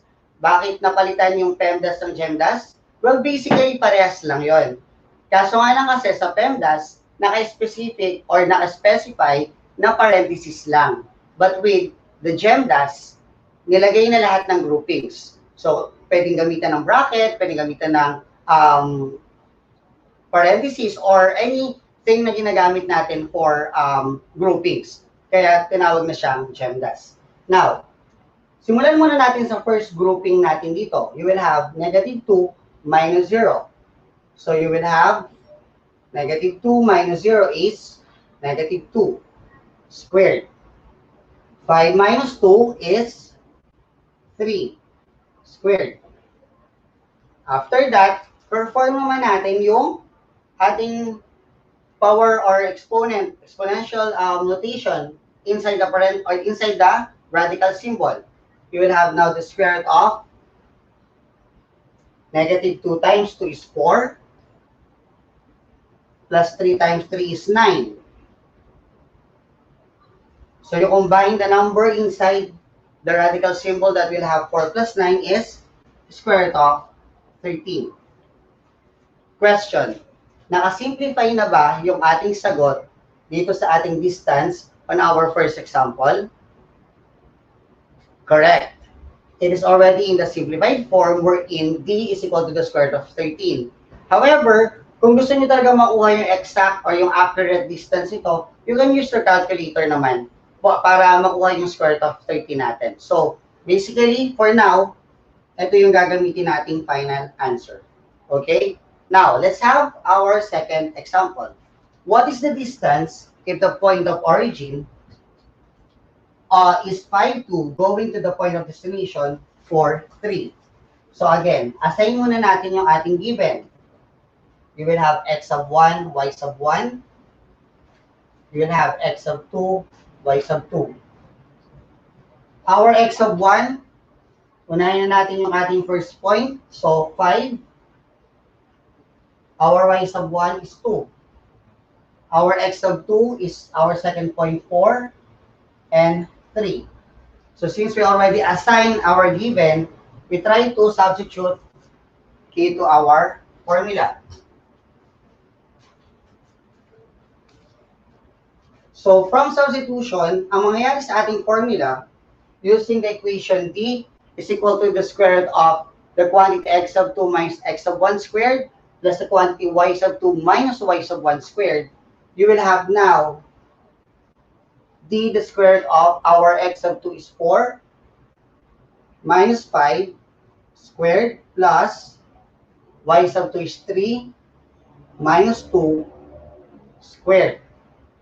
Now, ulitin natin perform the indicated operation. Magsimula muna tayo ulit sa ating groupings. So you will have 4 minus 5 is negative 1 squared. Careful din tayo sa numbers kasi most of the time, kapag ganito yung mga given, parang nalilito na tayo. So kapag, di ba, pag mas mababa yung number kesa dun sa second number under subtraction, sinusubtract lang natin and kinukuha natin yung negative sign ng higher value. So, tatandaan lang natin yon. Plus 3 minus 2, and that is 1 squared. Performing the indicated operation again, you will have negative 1 times negative 1 is 1. And 1 times 1 is 1. So, d now is equal to the square root of 2. Nakuha ba? Okay. So, tama. Ngayon, try naman natin na isolve lang mentally yung distance. So, hindi natin gagamitin yung process. Tuturo ko sa inyo yung technique kung paano natin isolve ang distance by mental solving. So, try natin. For example, again, this is just applicable for if there is a given 2 points, baka mamaya mag-compute tayo ng distance at mahirapan tayo sa makitulo natin, huwag na natin gawin yon. So, katulad sinabi ko, huwag gagawin komplikado ang mga simpleng bagay. So, this is just applicable for distance between 2 points. For example, we have points 4, 2 and 2, 3. With point 4, 2 and point 2, 3, again, we need to assign values by x sub 1, y sub 1, and x sub 2, y sub 2. Ngayon, ito ang magiging x sub 1, y sub 1 natin, at ito naman ang magiging x sub 2, y sub 2 natin. Paano natin kukuhanin ng distance between 2 points if we will not use the process or computation on the formula? Paano ba? Ito. Ito yung y sub 2 natin, ito yung x sub 2 natin, I mean. Susubtract natin yung 2 minus 4. What is 2 minus 4? Sulat muna natin para hindi tayo malito. 2 minus 4 is negative 2. Okay, after that, 3 minus 2 is equal to 1. So, i-add lang natin. Kinuha muna natin yung difference ng 2x's. So, you will have 2 minus 4 is negative 2 and 3 minus 2 is 1. After that, combine natin. Square natin sila and then we combine. Negative 2 times negative 2 is 4 plus 1 times 1 is 1. What is 4 plus 1? That is 5. So, square lang natin to and then makuha natin yung square root of 5. So, try natin. Isa pang halimbawa. Let's say we have 3, 5 and 4, 6. So, we have 3, 5 as x sub 1, y sub 1 and 4, 6 as x sub 2, y sub 2. Now, what is our first x? Or ano yung difference ng ating mga x's? 4 minus 3 and that is 1. Correct. What is 1 squared? 1 times 1 is 1. Next, ano naman ang difference ng ating mga y's? 6 minus 5 is 1. You get the square of 1. 1 times 1 is 1. At kanina, di ba, inisantabi muna natin yung result sa ating dalawang x's. So, 1 plus 1 now is equal to 2. Then you just put inside the radical symbol. Therefore, the distance of our second example is square root of 2. Nakuha ba?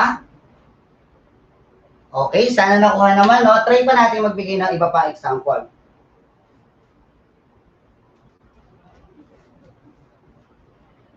So, let's have another set of 2 points again.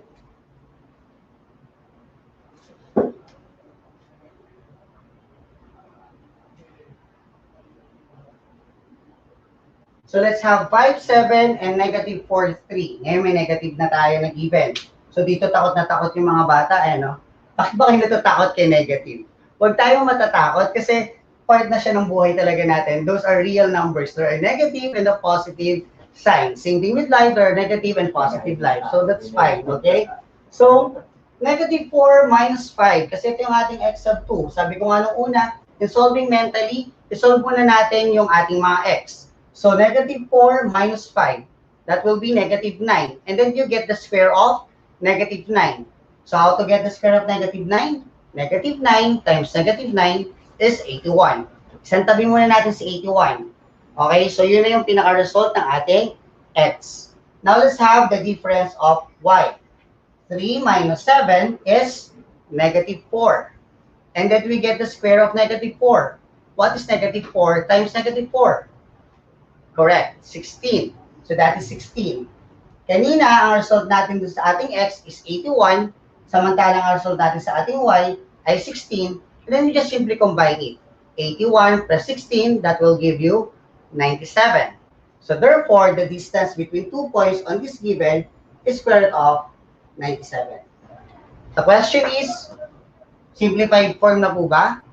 So, paano ba natin nalalaman kung nakasimplify na ba ang radical symbols or ang mga radical?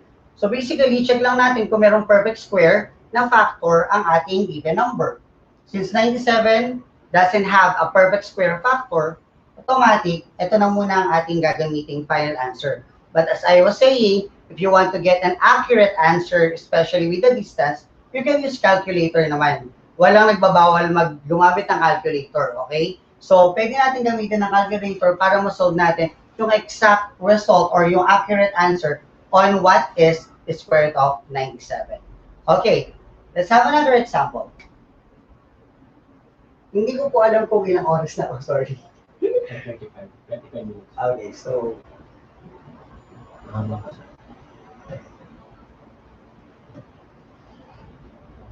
So, let's have 2, 4, and 5, negative 3. So again, solving it mentally, we will have x muna, value, and then y muna, value. Okay? So what is 5 minus 2? That is 3. And then you get the square of the difference. 3 squared is 3 times 3 is equal to 9. Therefore, the value of x for our formula is 9. Itabi muna ulit natin ang 9. Kuhanin natin ang magiging value ng y for the distance formula. negative 3 minus 4 is negative 7. Tama ba? Negative 3 minus 4 daw is negative 7. O, nalito pa yung iba dyan for sure. Kasi di ba, both of them are negative na because of negative 3 minus 4. Kaya inad natin si 3 and 4, and then we copy the negative sign, kaya nakuha yung negative 7. Now we get the square of the result. Negative 7 times negative 7 is equal to 49. So anong sagot natin kanina dito? 3 times 3 is 9, and then the other one is 49. So 9 plus 49 will give you an answer of 58, correct? So the distance is equal to the square root of 58. Meron na kaya tayong perfect square dito? Or pwede na ba natin i-simplify ang ating sagot, the square root of 58? So feeling ko wala pa din, no? Pero try natin sa 16. Well, 16 times 3 is 48, which is short, mas mababa, lower than 58. So 58 or square root of 58 will be our final answer as well. Since pinag-uusapan naman na natin ang ating simplifying radicals, let us move doon, or review tayo ng konti. Paano ba natin sinisimplify ang radicals? Pero may mga tanong kayo regarding sa ating mga discussion, especially sa pag-solve mentally ng ating distance formula, pwede kayong mag-drop ng mga questions sa mga ating comment section, and then magta-try akong magre-read sa ating replay para naman masagot natin yan isa-isa. Okay? So let's have another, or let's go to the topic, simplifying radicals.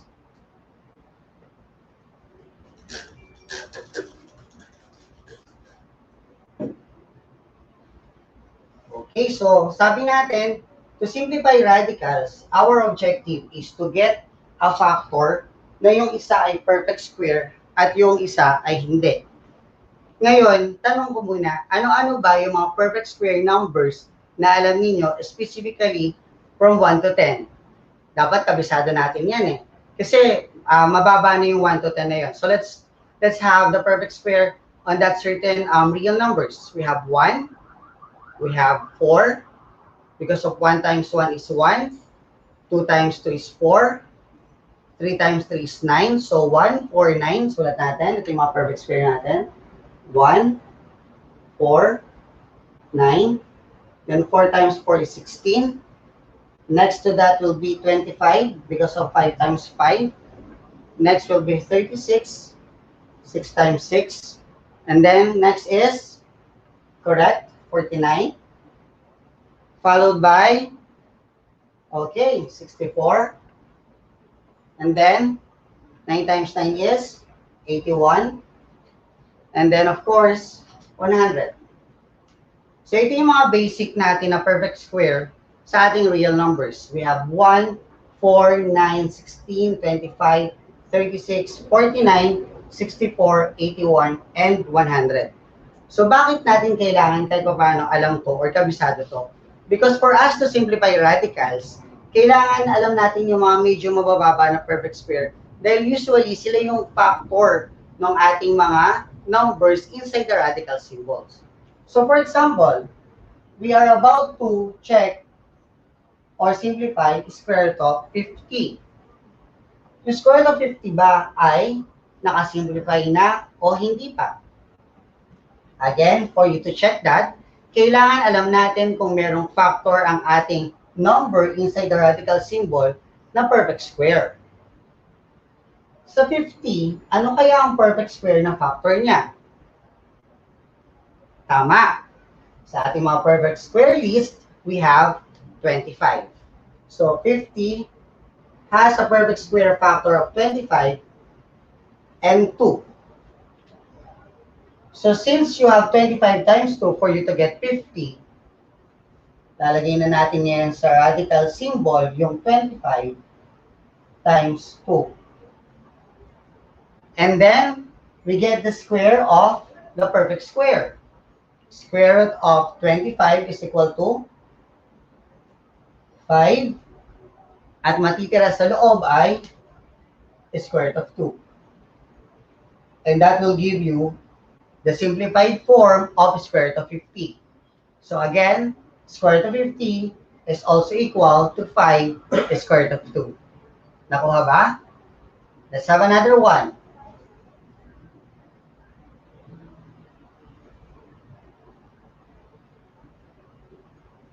Okay, let's have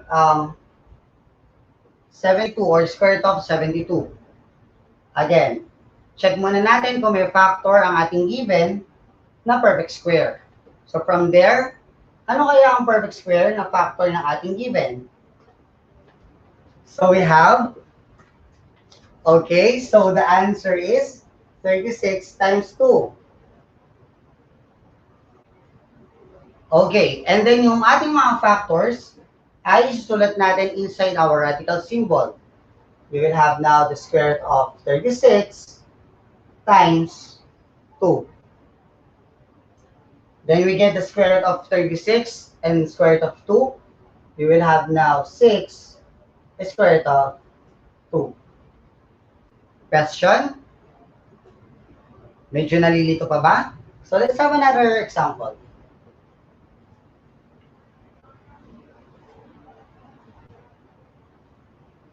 How about the square root of 125? Ano kaya ang factor ng 125 na perfect square?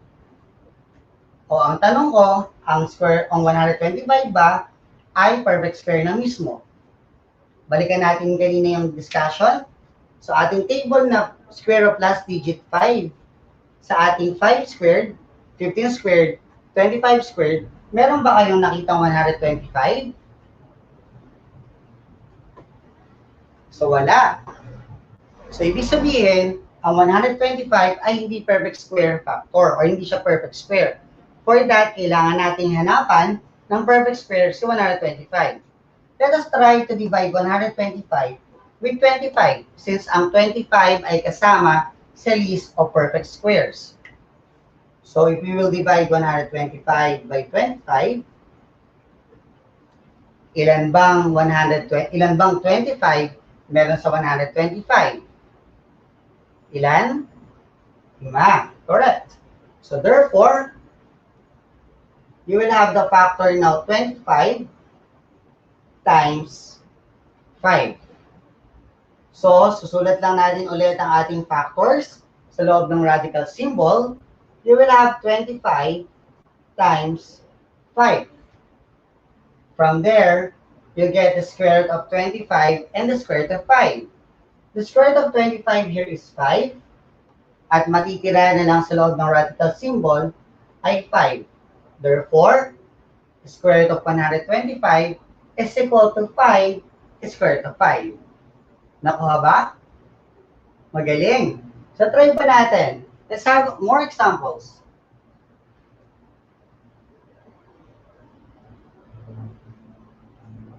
How about square root of 48? Meron kayang nasa list of perfect squares ang factor ng 48. Subukan nyo nga. Correct. Ang 48 ay may factor na 16. And that will give you 16 times 3. Nakuha ba? Okay, very good. So now, let us put or insert these factors inside the radical symbols. We will have now 16 times 3. From our 16 times 3, kukunin naman natin ang square root of 16 at the square root of 3. From there, you will have the square root of 16 is 4, and the square root of 3 will still be square root of 3 since naka-simplified form na siya. Therefore, the answer will be square root of 48 is equivalent to 4 square root of 3. Nakuha po? Very good, tama. Another example.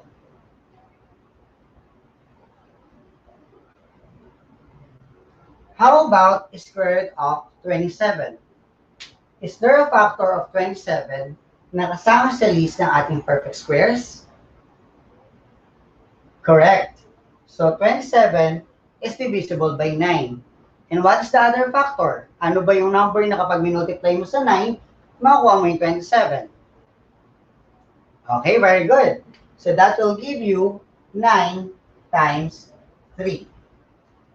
Again, we need to input the factors inside the radical symbol. You will have now the square root of 9 times 3. Ano kaya ang final answer? Subukan nyo nga. What is the square root of 9? Correct. So that is 3. The square root of 3 will remain as the square root of 3.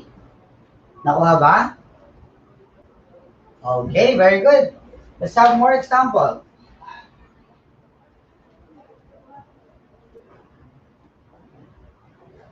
Kayo naman mag-train ito sa mga papel ninyo at sa mga tahanan ninyo.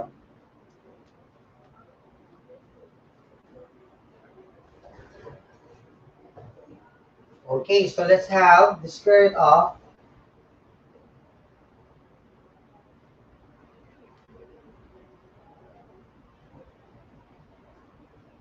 let's have the square root of 150. So ano kaya ang factor ng 150 na ating nakasama sa perfect square list? Okay, correct. So kasama sa perfect square list ang 25. So therefore, this is 25 times, ilan kayang 25 meron sa 150? Ilan nga daw? 6 ba? Correct. Very good. So there are 6, 25 in a 150. So from here, we will have now to input our factors inside the radical symbols. Therefore, you will have 25 times 6. And then, for us to get the final answer, we need to get the square root of 25 and the square root of 6. So what is the square root of 25? Very good. The square root of 25 is 5. And we just copy the square root of 6, and that will be the simplified form of our given. Therefore, square root of 150 is equal to 5 square root of 6. Tama ba yung mga sagot? Okay. Now let's have more example.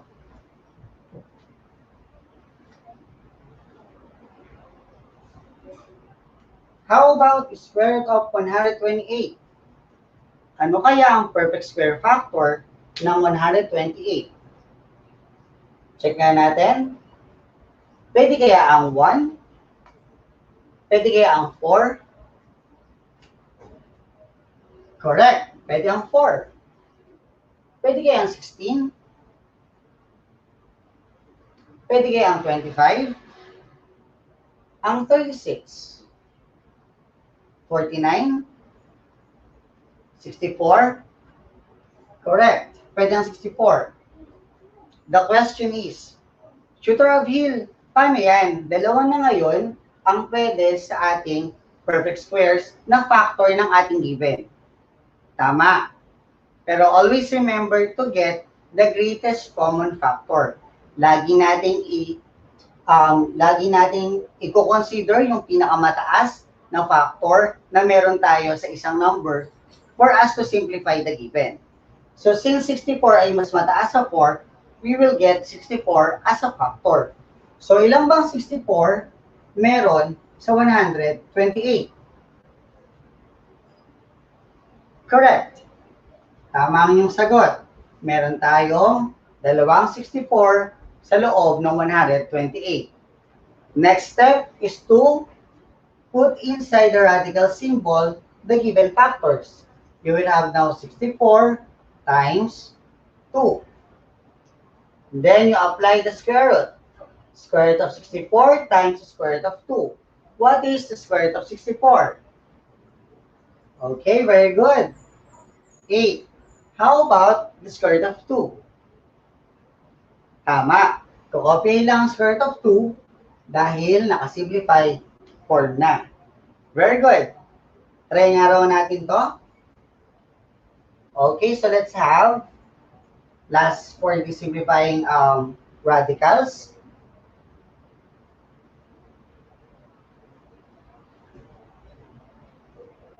Okay, let's have this one. Okay. How about we have the given square root of 500? From our list of perfect squares, ano kaya ang ating factor na pwede sa 500? Okay, correct. So, sa square root of 500, our factors will be 100 and 5. Because there are 5 100s in 500. Now, let us perform the indicated operation. We insert the factors inside the radical symbol. You will have now the square root of 100 times 5. And what is the square root of 100 times the square root of 5? Square root of 100 is, very good, that is 10. And then, copy square root of 5. So the final answer will be 10 square root of 5. So therefore, square root of 500 is equivalent to 10 square root of 5.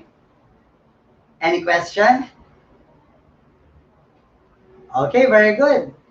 So since konti na lang ang oras natin, let's just have a little fast math questions. Sulat niyo lang yung mga sagot niyo sa ating comment section.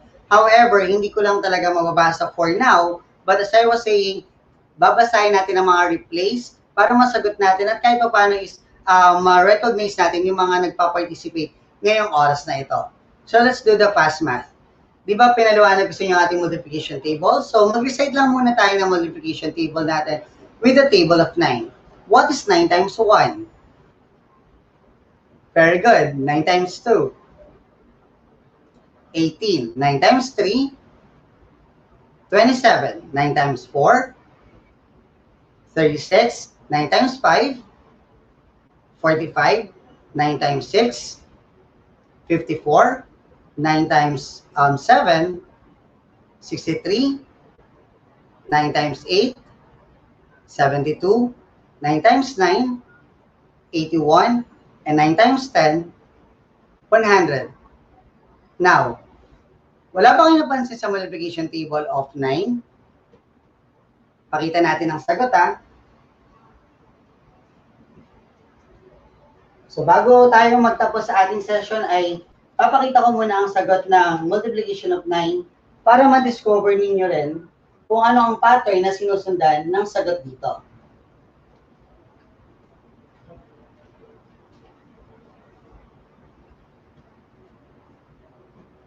So we have 9 times 1 is 9.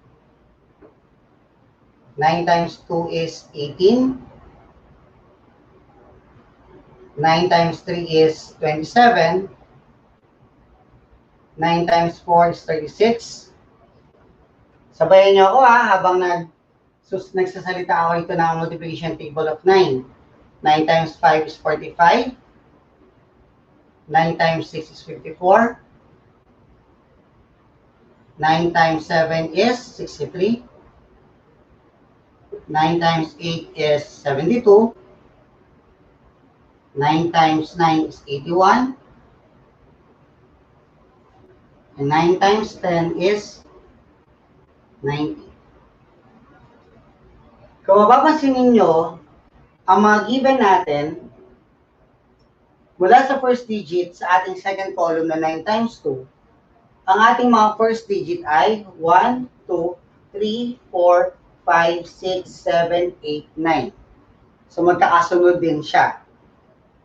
Samantalang yung second digit naman natin ay nakapabaliktad.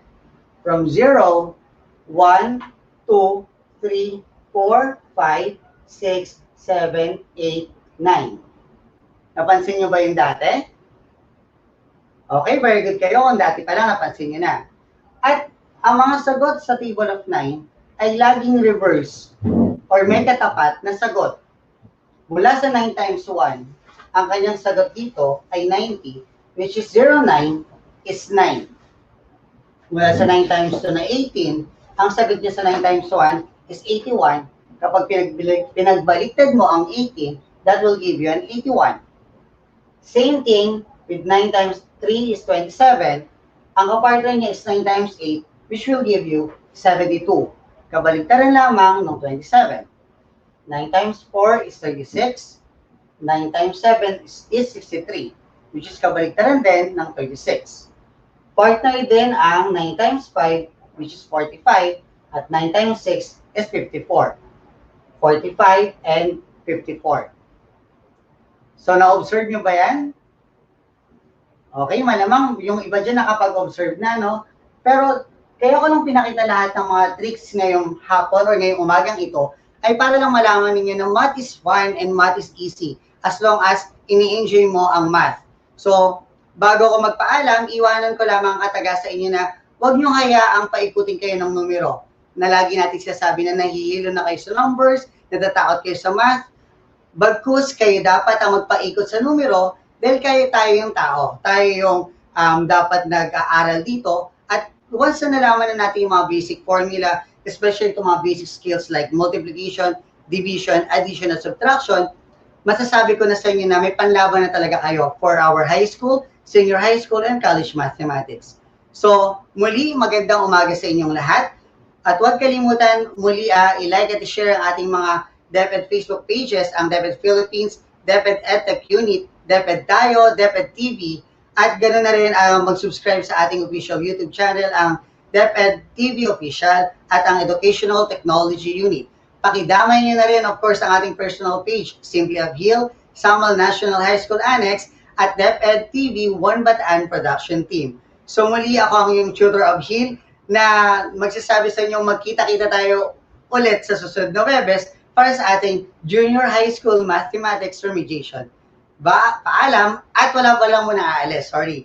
Dahil meron pa tayong storytelling na magaganap maya-maya lamang. So, stay tuned lang po tayo dito sa Educational Technology Unit, ETUlay.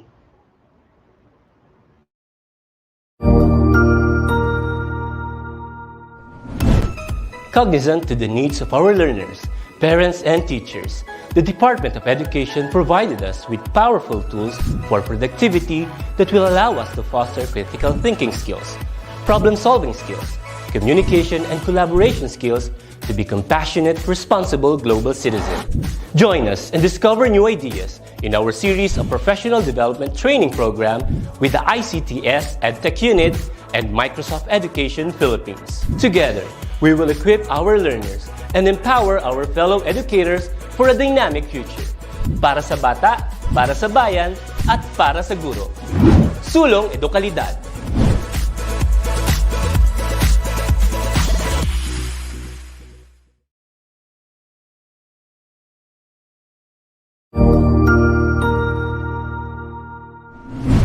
Hello teachers, learners, and parents. Sir Jeff po, at your service. Alam nyo ba na meron tayong website na tinatawag na DepEd Commons? Ang DepEd Commons ay binuo upang gawing accessible ang pagtuturo at pag-aaral dito sa ating bansa gamit lamang ang inyong mga smart devices gaya ng cellphones, tablets, at computers. Dito ay maaari nating ma-access ang iba't ibang learning materials mula sa Department of Education. Meron itong mga interactive materials, electronic self-learning modules, at instructional video lessons mula sa DepEd TV na tiyak na makatutulong sa pag-aaral ng mga mag-aaral galing ka man sa public o private school. Walang problema dahil welcome ang lahat dito. Para ito sa mga guro, magulang at mga mag-aaral mula sa kinder hanggang grade 12, alternative learning system o ALS, at pati na rin ang special education. At huwag kang mag-alala dahil kahit walang load ay maaari mong ma-access ang mga learning materials. Tama, libre ito. Ang kailangan mo lamang gawin ay i-on ang iyong data at buksan lamang ang iyong browser at i-type ang commons.deped.gov.ph. Alam na ba ng iyong mga kasamahang guro o mag-aral ang tungkol sa DepEd Commons? I-share mo na ang video na ito upang matuto rin sila kung paano gagamitin ang DepEd Commons sa mabilis at napakadaling paraan. Muli, ito po si Sir Jeff at kita-kits po tayo sa DepEd Commons. Paalam!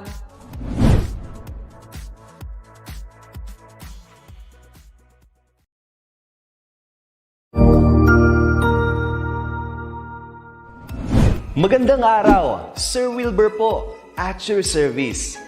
Narito ang ETUlay upang gabayan ka sa inyong pag-aaral upang lubos na maunawaan ang iba't ibang paksa o subject. Ang ETUlay ay isang free online tutorial class na pinangungunahan ng ICTS Educational Technology Unit sa pamumuno ni Undersecretary Elaine Del B. Pascua. Ang programang ito ay hindi lamang para sa mga bata, kundi ito rin ay magsisilbing gabay sa mga magulang at mga guro kung paano nila ituturo o gagabayan sa bawat asignatura ang kanilang mga anak o mga estudyante. Sa kasalukuyan, ang self-learning module mula sa rehiyon ng Calabarzon at kilala sa tawag na pivot ang ginagamit sa ating ETUlay online class. Kaya ano pang hinihintay ninyo? Ihanda na ang inyong mga ballpen o lapis, papel o kwaderno at samahan kaming itulay ang pagkatuto para sa bawat batang Pilipino. Sama-sama tayong magtutulungan para malampasan ang mga hamon sa panahong ito. Halina't matuto kasama ang inyong online tutor sa oras na ito.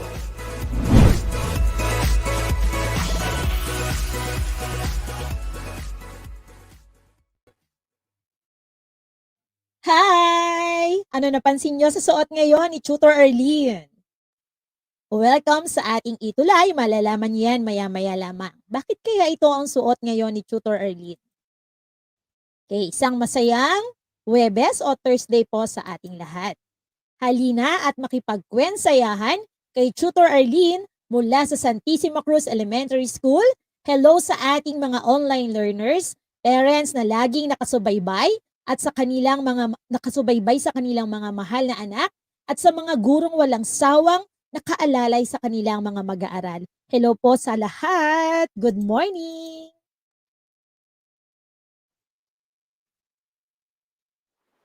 Tuwing naglalaho ang mga buwan, isa lang ang tinuturong dahilan ng mga tao noong unang kapanahunan. Kilalanin ang binagsagang halimaw ng karagatan. Okay, ang ating kwento ngayon ay tungkol sa binansagang halimaw ng karagatan. Meron nga bang halimaw sa karagatan? Ating alamin. Ngunit bago yan, Atin munang pagyamanin ang ating talasalitaan upang higit nating maunawaan ang kwento ngayong umaga na ito. Bakunawa. Ano nga ba o sino nga ba si Bakunawa? Si Bakunawa ay isang dragon sa mitolohiyang Pilipino o kwentong bayan na kadalasang kinakatawan bilang isang malahiganteng serpenyenteng pandagat. Pinapaniwala ang si Bakunawa ang nagiging sanhi ng eclipse. Ano nga ba ang eclipse? Nangyayari ang eclipse ng araw kapag dumadaan ang buwan sa pagitan ng araw at ng daigdig. Sa gayon, ganap o bahaging natatakpan ang araw. Bituon. Bituon ang pangalan ng inay ni Kasanag. Ito ay salitang Hiligaynon na nangangahulugang bituin. Halimaw. Napakalaking hayop na madalas ay kinakatakutan.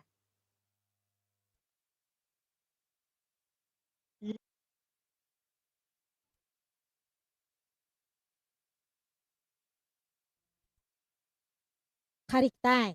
Ito ay galing sa salitang ugat na marikit na ang ibig sabihin ay kagandahan.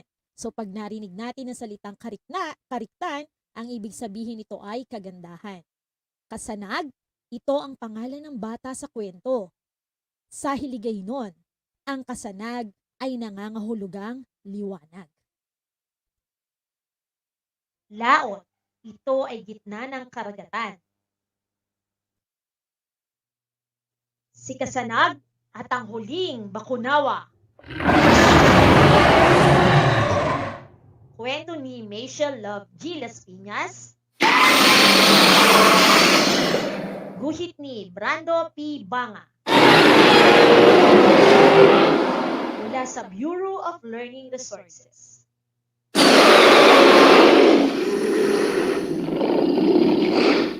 Yan ang ating kwento ngayong umagang ito. Makinig mabuti.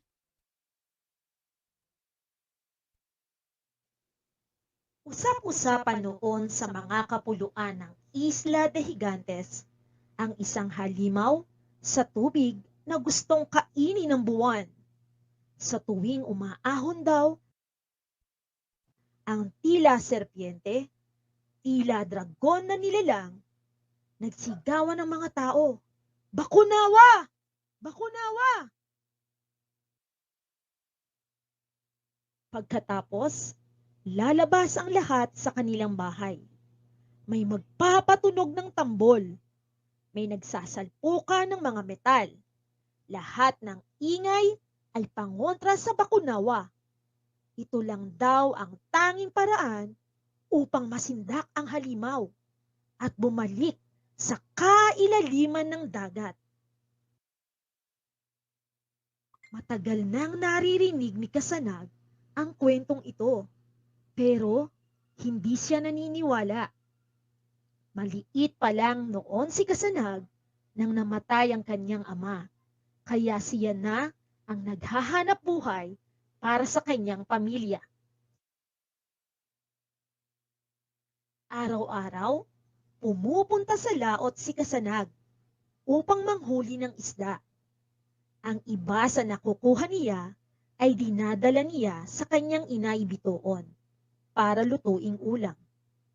Ang iba naman ay pinagpapalit niya sa bigas at mga prutas. Ganyan kasipag si Kasanag. So nung maliit pa lamang siya, ay namatay na ang kanyang tatay. Kaya naman siya ang tumutulong para sa pangangailangan ng kanilang pamilya. Hello po sa ating lahat ng mga manonood. Kay Cristel watching from Francisco Oringo Senior Elementary School, Jensen Division. Good morning. Hello kay Mary Grace. Ayan. Kay Vic Ilagan. Hello Steven. Hello Abner Jason. Aldine, Ronald, Sabad, Juday. Hello, hello Ma'am Wen. Hello Kenneth. Yan. So pakinggan nating mabuti ang kwentong ito. Bakit pinaniniwalaang ang nilalang sa ilalim ng dagat ay isang halimaw? Paano nila ito napatunayan? At kung totoo nga ba ito? Pagpatuloy natin ang kwento. Isang hapon, pumalaot uli si Kasanag upang manghuli ng iba pang makakain. Matagal na akong sumisisid sa dagat, pero ni buntot ng bakunawa, wala naman akong nakita. Sabi niya. Malapit nang dumilim ang kalangitan, kaya sumagwa na pabalik sa pangpang si Kasanag. Bigla na lang may natamaan, matigas na bagay ang kanyang bangkang maliit. Ano kaya ang natamaan ni Kasanag? Mapapahamak kaya siya? Pagpatuloy natin ang kwento at ating alamin. Hello, Rose King. Hello, Miralona. Hello, Emily. Thank you for watching. Alamin natin. Tumingin siya ng bahagya sa ilalim ng ang isang hayop na ngayon lang niya nakita. Mula ulo hanggang leeg nito ay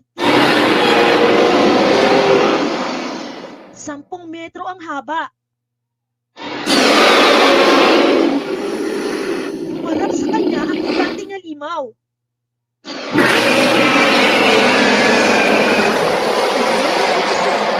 Nangipis niyang sima.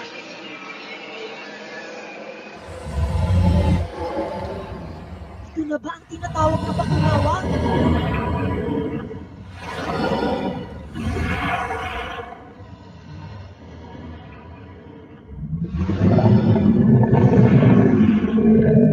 Tanong sa isip ni Kasanag. Ano ang nadali ng maliit na bangka ni Kasanag?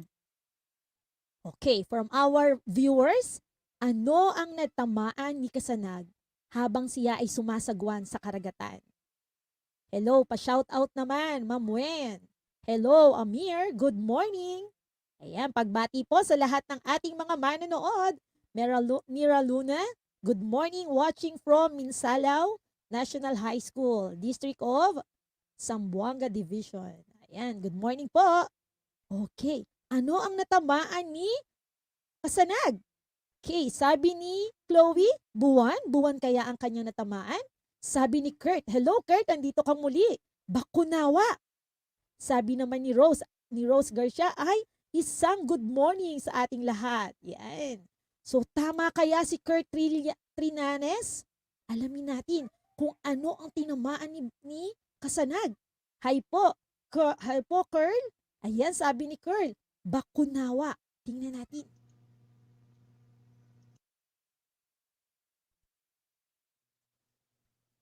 Lumapit sa kanya ang halimaw na parang nababasa ang isip niya.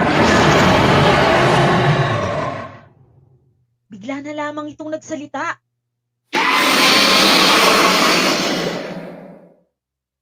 Tama ka, bakit? Ako ang bakunawa.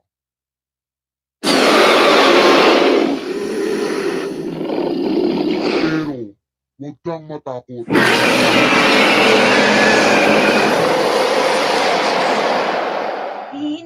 Hindi ako natatakot sa iyo. Nanginginig na sagot.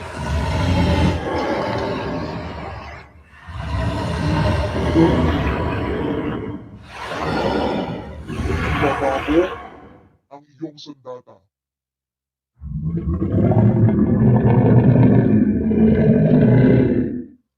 May sasabihin ako sa iyo. Mungka?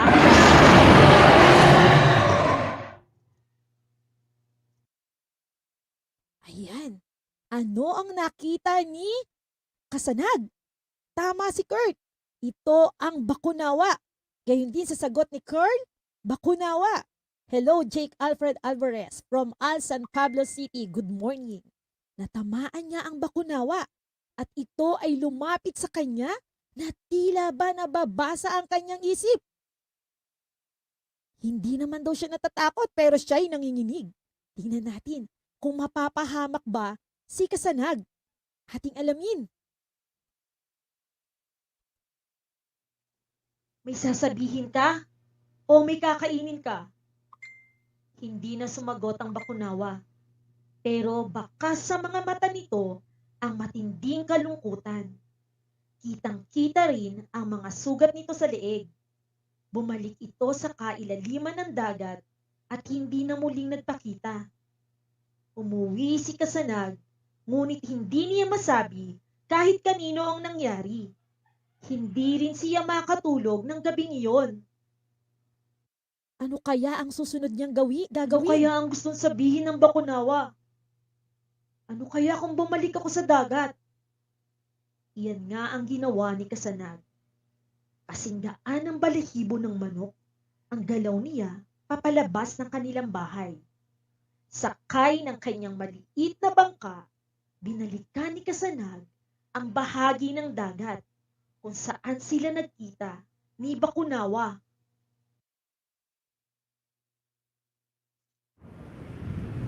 Nang masiguro niyang walang ibang tao sa paligid, tinawag niya ang halimaw. Bakunawa!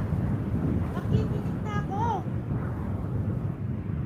10 minuto na ang dumaan, wala pa rin nagpaparamdam maliban sa malalakas na alon. Sa sobrang lakas nito, umaob ang bangka ni Kasanag. Nahirapan na siya lumangoy. Ito na yata ang katapusan ko. Bulong niya sa sarili.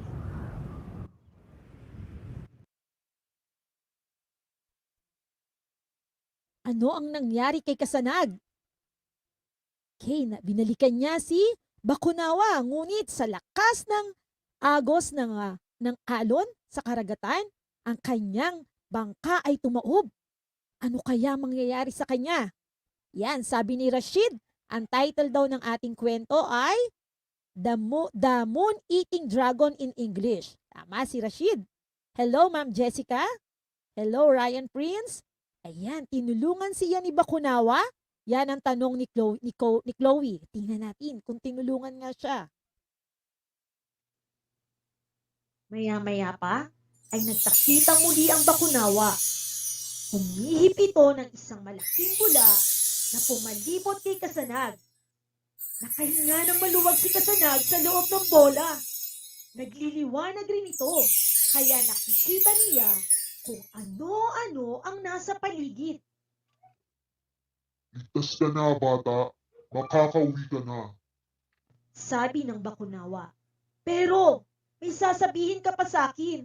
Makikinig ako. Sambit naman ni Kasanag.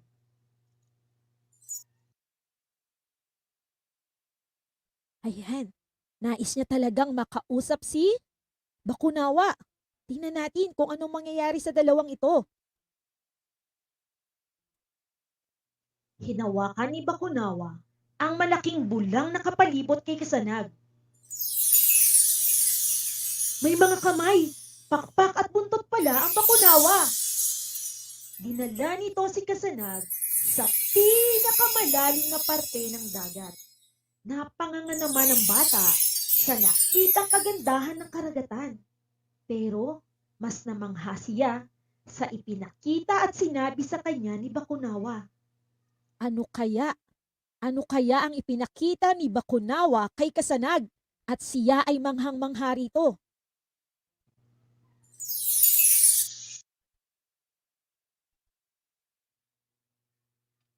Bata, naniniwala ka ba na kinakain ko ang buwan? Kaya naglalaho ito paminsan-minsan? Tanong ng ewan ko, totoo ba? Hindi yan totoo. Marami ang naninirahan sa karagatan noon. Pero, pagdating ang mga tao sa kapuluan, gumawa sila ng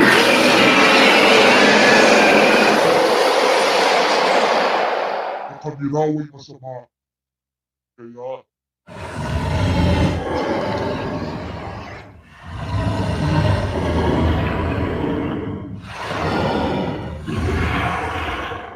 Kaya, gusto nila kami patayin. Ayan, dahil sa sabi-sabi nang dumating ang mga tao sa kanilang kapuluan, gumawa ng kwento ang mga tao na sila raw ay masama. Kaya nais nilang patayin ang lahat ng Bakunawa. Kaya ngayon, siya na lamang ang natitira. Paliwanag ni Bakunawa.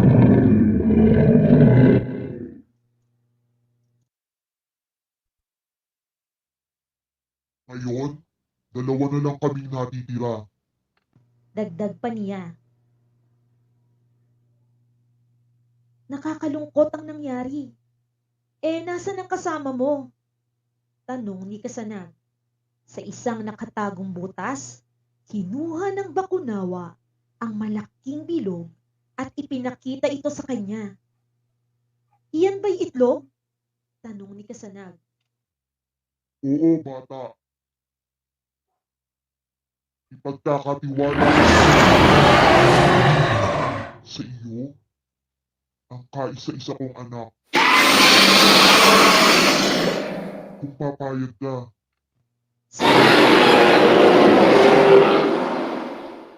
Alright, so meron pa siyang isang natitirang itlog at ito ang kaisa-isang anak ni Bakunawa. Ipinagkakatiwala niya ito kay Kasanag. Tingnan natin kung tatanggapin ba ito ni Kasanag.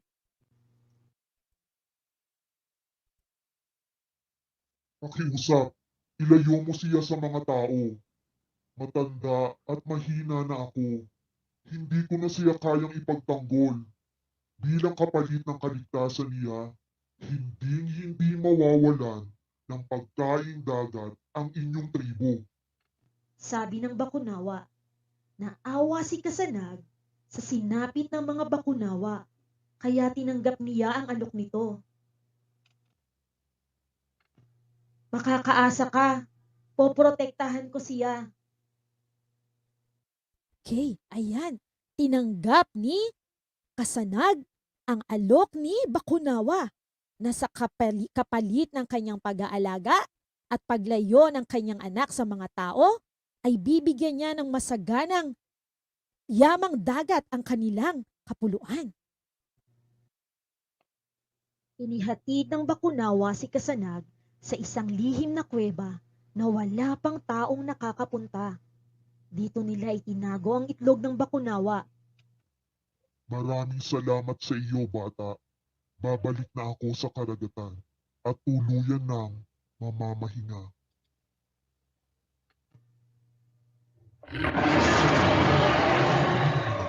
At bumalik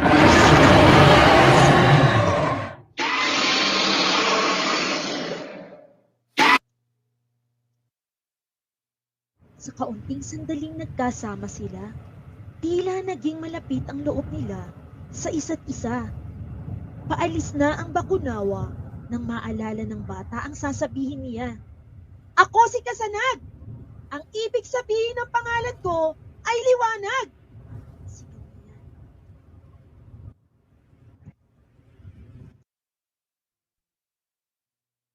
Bilang sagot, lumundag sa himpapawid ang bakunawa at ipinakita kay ang buo nitong kariktan sa ilalim ng liwanag ng buwan. Napaluha si Kasanag.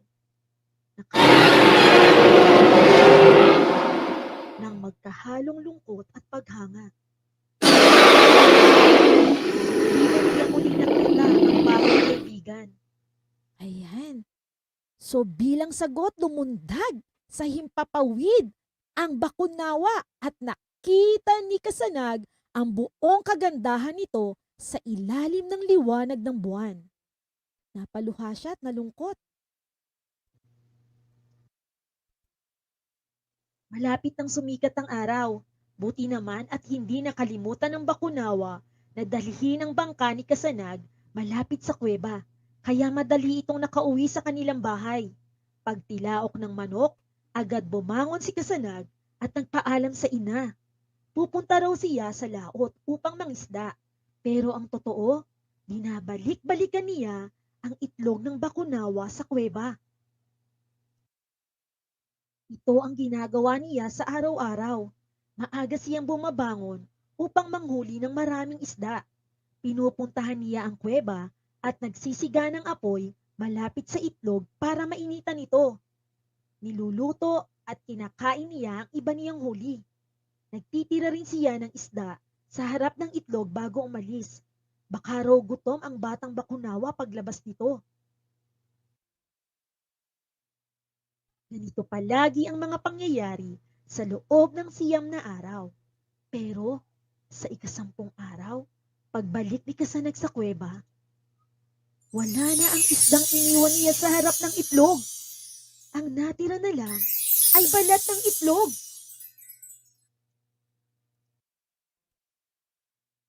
Nasaan na ang huling bakunawa? At diyan nagtatapos ang ating kwento. Mayroon pa itong part 2. Abangan. Okay, nagustuhan nyo ba ang kwento? Ha? Okay, tingnan natin kung talagang naunawaan nyo ang ating kwento ngayong araw na ito. May nabasa ko, sabi niya kanina, wow, scary! Yan, sabi naman ni Gian Carl, good morning. Sabi ni Roma, bakunawa. Ayan, ang kwento natin ay tungkol kay bakunawa at kay Kasanag. Yan, sabi ni Maylin, good morning po, watching from San Pablo City. Hello, hello. Hello, Gian. Hello, Flor Aragon. Cherry, hello. Sana tama ang pagkakabasa ko. Rashid, andito si Rashid. Sabi niya, scary. Scary daw yung ating kwento ngayong umaga. Okay, hindi naman. No, pinapakita lang natin kung ano ba yung totoong pangyayari. Pero ito mga bata ay isa lamang methodology o kwentong bayan lamang, no? Yan. Sagutin natin ang mga katanungan. Kwentanungan na tayo. Sino ang pinagbibintangan ng mga tao noong unang panahon na kumakain sa buwan, kaya ito'y naglalaho sa kalangitan kung minsan? Okay, di ba lumulubog ang araw? Yan, yung buwan pag nawawala, pinagbibintangan ng mga tao ito na kinakain niya daw ang buwan. Sino ito? Hello, JC Ray, sabi niya, wow. Yan, sabi ni Kurt Trinanes, bakunawa. Tingnan natin kung tama siya. Ang bakunawa ang kanilang pinagbibintangan kada mawawala ang araw, ang buwan sa kalangitan. Yan, sabi nila, kinain na naman ng bakunawa ang buwan. Ano-ano ang ginagawa ng mga tao upang itaboy ang halimaw na kanilang pinaniniwalaang kumakain ng buwan? Ano ang kanilang ginagawa? Hello, Paul! Hello, Chloe! Yan, ang bakunawang mabait, sabi ni Chloe. Yan. O, ma'am, kailan po yung pangalawa? Ayan, excited na si Gian Carl. Okay, antayin nyo ang pangalawang kwento natin, no? Sa susunod na linggo. Okay. Sabi ni JC Ray, wow! Hello, good morning, Marife. Okay? Ano ang ginagawa ng mga tao, mga bata, upang itaboy ang halimaw? Paano nila itinataboy ang halimaw? At sa ganitong paraan ay nasasakta ng mga halimaw na kanilang pinaniniwalaan at ito ay ang mga bakunawa. Unti-unting umunti ang mga bakunawa hanggang si Baksa, isa na lamang ang natira at ang anak nito. Yan, nagpapatunog sila ng tambol at nagsasalpukan ng mga metal, nag-iingay pangontra daw ito sa bakunawa. Sabi ni Chloe, papatayin nila ang bakunawa. Yan, sa pamamagitan ng paggawa ng ingay. Okay, number 3. Bakit hindi naniniwala si Kasanag noon sa mga kwento tungkol sa bakunawa? Sa lahat ng mga tao, si Kasanag lamang ang hindi naniniwala. Bakit? Ganun ba siya katapang at hindi siya naniniwala? Okay, so mula bata pa siya, marunong na siyang maghanap buhay. Dahil matagal na siyang sumisisid sa dagat, wala naman siyang nakikitang bakunawa ni buntot nito, kaya hindi siya naniniwala. Okay? Next, paano tinutulungan ni Kasanag ang kanyang inay Bituon? Yan, saan nga galing yung pangalan ng nanay niyang Bituon? Ito ay galing sa bituin. Ayan. Paano tinutulungan ni Kasanag ang kanyang inay Bituon? Ha? Dahil siya na lamang at wala na ang kanilang tatay. Yan, dahil akala nila ay hindi totoo ang bakunawa. Sabi ni Chloe, dahil akala niya hindi totoo ang bakunawa. Pero totoo pala, no? Isang araw ay nakaengkwentro niya ito. Yan. Sabi ni Kurt, sa pagkuha ng isda, magaling. Araw-araw ay nanguhuli ng isda upang ito ay kanilang iulam. At yung iba naman ay pinagpapalit niya ng bigas at mga prutas. Yan, siya na ang bumuhay sa kanyang nanay. Ano ang naging unang reaksyon ni Kasanag nang makita niya ang bakunawa? Ayan, nakaengkwentro na siya ng totoong bakunawa. Na kwento-kwento lamang, ngayon ay nasa harapan niya. Ano ang kanyang unang reaksyon? Hello, Eden Torres, watching from Makato Integrated School, Makato, Aklan. Wow, from Aklan pa si Eden. Sa pamamagitan ng pangingisda ang kanyang paghahanap buhay. Tama. Okay. O, di ba Chloe? Akala niya hindi totoo ang bakunawa. Pero isang araw, nakasalamuhan niya ito. Sabi ni Kurt, si Kasanag ay namangha kay bakunawa. Ayan. Nanginginig siya sa takot at pinulot ang manipis niyang sibat at siya ay natakot. At after nito, siya ay namangha. Paano iniligtas ng bakunawa si Kasanag? Dahil sa malakas na alon ng dagat, ng karagatan, tumaob ang bangka ni Kasanag. Sino ang tumulong sa kanya?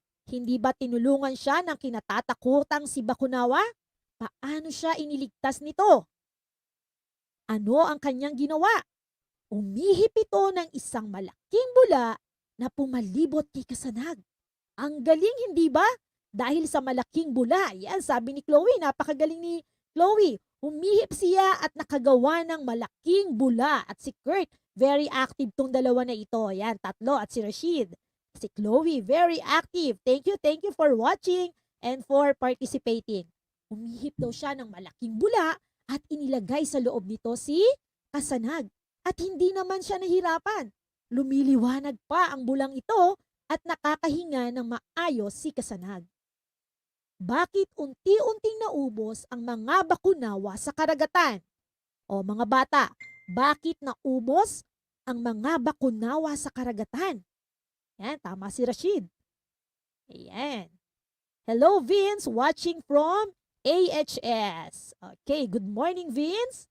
Ayan. Okay, Gian. Ayan, Gian Carl. O, sagot nga tayo. Hi, JC? Okay. Dahil, anong ginawa? Dahil ito sa mga tao. Sa kanilang paggawa ng ingay, pagpupukpukan ng mga metal, ay nasasaktan ang mga bakunawa na ito ay unti-unti na silang naglaho. At sino na lang ang natitira? Si bakunawa, pati ang kanyang anak. Sabi ni Rashid, pinapatay ng mga tao. Tama. Sabi ni Chloe, dahil ang mga tao ay nagpapatunog ng nakakahina sa kanila. Mahusay, Chloe. Dahil sa pagpatay nila sa bakunawa, sabi ni Kurt. Ayan, tama. Very good. Ano ang hiniling ng bakunawa kay Kasanag? Ano ang hiningi o hiniling? Okay, hello Rashid. Okay, sige nga, sagot nga tayo from our learners. Ayan, hello Jo, hello Normila, hello Maricel. Ayan. Okay, ano ang hiniling ni bakunawa kay Kasanag? Ano ang kanyang hiniling? Sabi ni Chloe, hiniling ito na alagaan niya ang kanyang nag-iisang anak. Sabi ni Kurt, alagaan ang itlog ni bakunawa. Yan, hiniling niya na ilayo ang kanyang anak sa mga tao, sa malulupit na mga tao, upang ito ay maprotektahan. Tinanggap ba ito ni Kasanag? Okay, yan, binigay sa kanya ang itlog. Tama si Rashid. Ayan. Ano ang kapalit ng pag-aalaga ni Kasanag sa pagbabantay at pag-aalaga ng itlog ni bakunawa? Anong kapalit? Yan, sabi ni Jessery, oo. Yan, sabi ni Avik, alagaan ang kanyang itlog. Bantayan ang kanyang itlog, sabi ni Shireen. Okay. Ano? Binigyan siya ng pangako nito na bibigyan sila ng masaganang yamang dagat. Yan. Ano ang iyong naramdaman kapag ikaw ay pinagbibintangan ka ng masama? Kahit wala ka namang kasalanan, tulad ni bakunawa, na pagbibintangan sila na sila daw ay halimaw. Kung ikaw si bakunawa, ano ang mararamdaman mo? Ha? Okay, sabi ni Chloe, may tanong siya, binigyan ito ng kayamanan sa ilalim ng dagat? Ayan. So ang binigay niya ay yamang dagat. Ito ay ang masaganang huli ng mga yamang dagat. Parang ang mga mamamayan na naninirahan dito ay may makain at hindi magutom. Ayan. Anong mararamdaman mo? Sabi ni Kurt, siya daw ay nalulungkot. Ayan. Okay, kung ikaw si Kasanag, tutulungan mo rin ba ang bakunawa? Bakit? O bakit hindi? O mga bata, kung kayo si Kasanag, tutulungan nyo ba si bakunawa? Gayong kinakatakutan nito? Okay, sabi ni Marites, oo. O bakit mo siya tutulungan? Opo, sabi ni Aqua, ang ganda ng pangalan mo, Aqua. Very timely sa ating kwento. Opo, sabi ni Kurt, dahil hindi po masamang tumulong sa kapwa. Mahusay, Kurt. Yan, hello, Mary Grace. Ayan, tutulungan daw. Tama. Tulungan natin ang nangangailangan. Opo, dahil wala namang katunayan na siya ay masama. May nakapagpatunay ba na masama ang mga bakunawa? Ha? Okay. O, sabi ni Rashid, kasi endangered ang bakunawa. Yes. Okay. Sabi ni Aqua, late na ako. Okay lang yan. Aqua, meron pa tayong part 2 sa kwentong ito para malaman nyo, ha? Subaybayan nyo ang kwentong ito. Ayan. Ano ang gintong aral ng ating kwento ngayong umaga? Sabi ni Chloe, tutulungan ko ito dahil wala naman itong kasama na mag-aalaga. Tama. Very good, Chloe. Yan. Kung wala ng bakunawa, hindi natin matindihan ang buwan. Okay? Kung wala ang bakunawa, ayan. Sabi ni Mary Grace, opo kasi po hindi po masamang tumulong sa ating kapwa. Dapat pong tumulong. Ayan. Okay. Okay, sabi ni JC, dahil hindi siya masama. Tama, wala naman nakapagpatunay na masama si bakunawa. Okay. Alright. Ang gintong aral ng ating kwento, Sabi ni Kurt, hindi po masamang tumulong sa mga nangangailangan at huwag manghusga ng kapwa. Tama, wala sa itsura ang ikabubuti ng isang tao. Hello po, Teacher Eileen from Ma'am Mary Shane. Hello, Ma'am Mary Shane. See you next week. Ayan.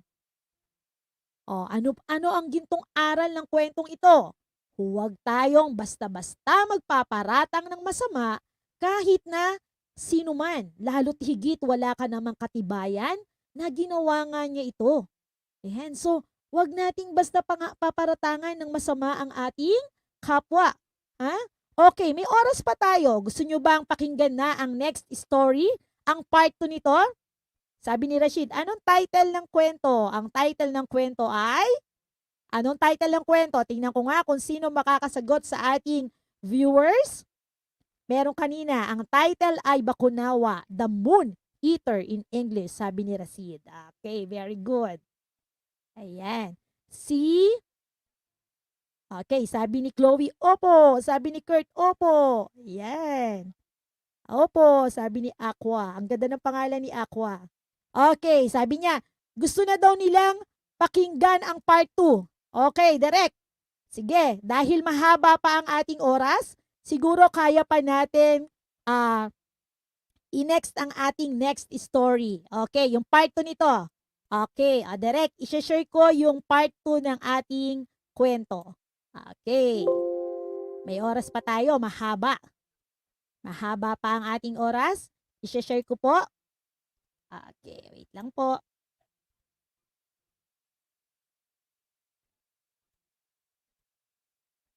Okay.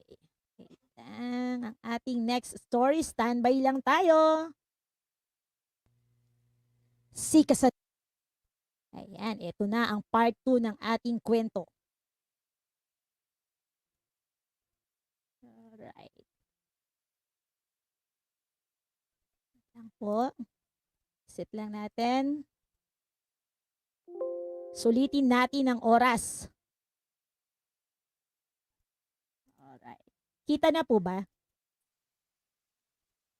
Direct. Kita po ba? Kita po ba yung video natin? Okay, wait lang kids ha. Kita po ba yung ating video, direct? Kung video po yung aking i-share. Hello po. Ayan, go. Tutor reveal. Hindi pa kita. Wait lang po ha. Okay, let me share my screen. Okay. Wait lang. Ganyan talaga ang live. Alright. Eto, maganda ang part 2 ng ating kwento. Ayan, kita na po. Ayan, si Kasanag at ang pagbalik ng liwanag. Ating pagyamanin ang talasalitaan upang mas maunawaan natin ang ating kwentong babasahin sa araw na ito. Ano ba o sino ba si Bakunawa? Si Bakunawa ay isang dragon sa mitolohiyang Pilipino o kwentong bayan na kadalasang kinakatawan bilang isang malahiganteng serpenyenteng pangdagat. Pinapaniwalaang si Bakunawa. Okay, wait lang po. Ano ba o sino ba si Bakunawa? Si Bakunawa ay isang dragon sa mitolohiyang Pilipino o kwentong bayan na kadalasang kinakatawan bilang isang malahiganteng serpenyenteng pangdagat. Pinapaniwalaang wait lang po. Giging sanhi ng eclipse. Ano ba ang eclipse? Nangyayari ang eclipse ng araw kapag dumadaan ang buwan sa pagitan ng araw at ng daigdig. Sa gayon, ganap o bahaging natatakpan ng araw. Wait lang po medyo may Sina Kasanag at ang Bakunawa ay matalik na magkaibigan. Ngunit isang bagong kalaban ang susubok sa kanilang pinagsamahan. Si Kasanag at ang pagbalik ng liwanag. Kwento ni Michelle Love G. Las Piñas, guhit naman ni Brando P. Banga. mula sa Bureau of Learning Resources. Sa kailaliman ng karagatan, sa bandang kanluran ng Kabisayaan, mayroong naninirahang isang dambuhalang nilalang.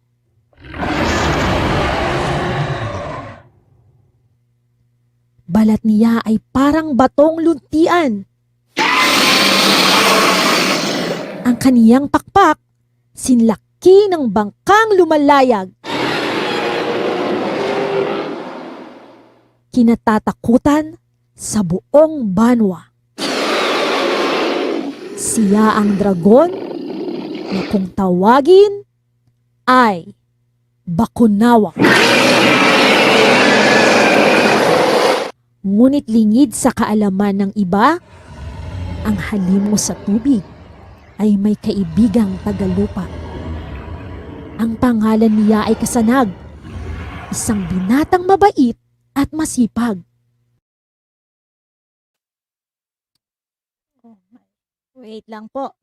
Nawala na naman. Wait lang ha. Okay. Oh my goodness.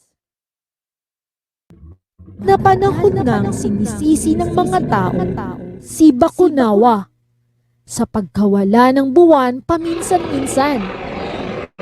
Iyan ang dahilan kung bakit simula pagkabata nanatiling sikreto ang kanilang pagkakaibigan. Isang umaga, sumisid silang muli sa kailaliman ng dagat. Libangan kasi nila ang magtipon ng mga kayamanang lumubog kasama ng mga nalunod na sasakyang dagat. Noong araw na iyon, isang kahon ng mga gintong alahas at mamahaling bato ang kanilang nakalap. Habang sila'y pabalik na sa kuwebang pinagtataguan nila ng kayamanan, bigla na lang nagdilim ang kalangitan.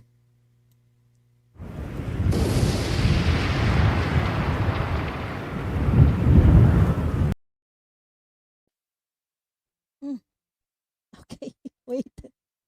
Still lagging. Wait. Okay. Pasensya na kids ha. Medyo naglalag ang ating file. Okay.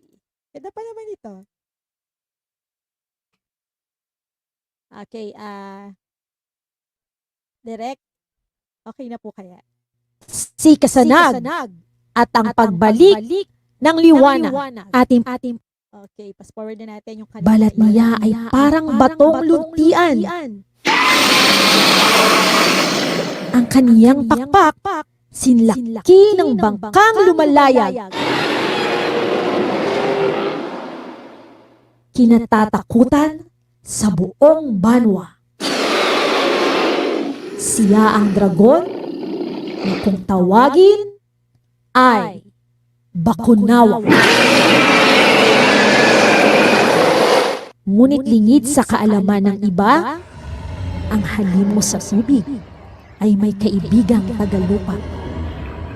Ang pangalan niya ay Kasanag, isang binatang mabait at masipag.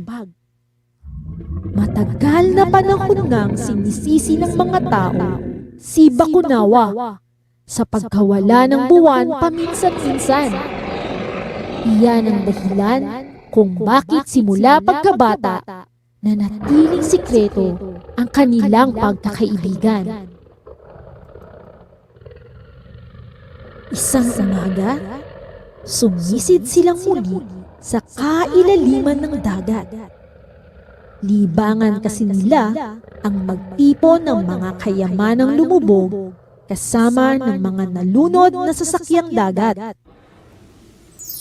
Noong okay, kids, marahil ay medyo meron tayong technical error talaga, no? Good morning, Sally.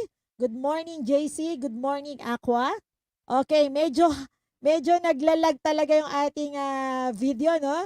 So, sabi ni Chloe, Ma'am, naglalag po ako eh. Yan, hindi po, Chloe. Yung ating video ang medyo naglalag. Medyo mahina ang signal ni tutor ngayon. Okay, bibitinin muna kayo ngayon ni Tutor Arlene. Okay, it's so fun, sabi ni JC Ray. It's so fun daw. Hello, Teresa, good morning. Hello, JC. Hello, Chloe. Hello, Aqua, ha? Sabi ni Aqua, nasa na yung part 2? Nabitin tayo. Okay, medyo naglalag kasi tayo, no? Okay, so itutuloy natin ang ating kadugsong ng kwentong ito. Direk, kailan po ang kasunod nito? Direk, kailan po ang ating next part para masabi po natin sa ating mga viewers? When po ang ating next? Okay, on Tuesday, magkita-kita po tayong muli. Ipapakita ko sa inyo ang buong kwento ng part 2. Oh, nakakainis, hindi natapos. Yan, sabi ni Chloe. No? Okay, sabi ni Mary Grace. Ayan. Aja, sabi ni Aqua. Okay, medyo nabitin tayo ngayong araw na ito para sa part 2. Ganun talaga sa show, di ba? Kailangan merong next part at tayo ay mabitin para more exciting. Ayan. So sabi ni Direk, ito ay sa Thursday. Sa Thursday pala. So sorry, sabi ni Tutor Marge, ang ating next part 2 nito ay sa Tuesday. Bibitinin muna kayo ngayon ni Tutor Arlene. Ayan.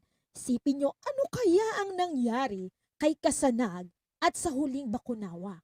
Nasan kaya ang itlog o ang anak ni Bakunawa? Ito ba ay namatay din? O ano kaya?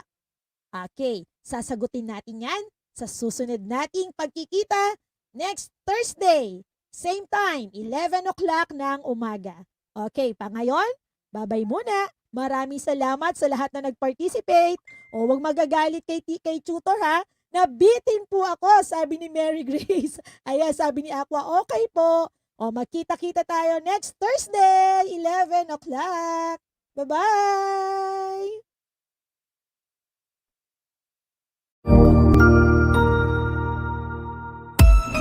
Magandang araw! April Marcas po, ang inyong pretty ate sa Edtech Unit. Alam ba ninyo na may webinar o online training session ng Edtech Unit tuwing Sabado?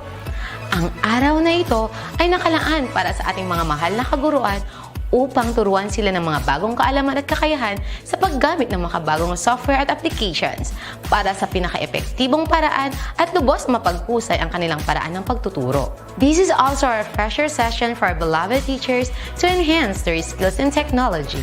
Every Saturday, we will conduct webinar sessions for teachers about the use, advantages, and relevance of different blended learning software applications. Ang webinar seryeng ito ay magsisimula ng alas 9 ng umaga hanggang alas 12 ng tanghali para sa morning session. Magsisimula naman ng 1:00 at magtatapos ng alas 4 ng hapon ang afternoon session. You can watch us in our DepEd Edtech Unit Facebook page, Educational Technology Unit YouTube channel, DepEd Tayo and DepEd Philippines. Kita-kits tayo tuwing Sabado!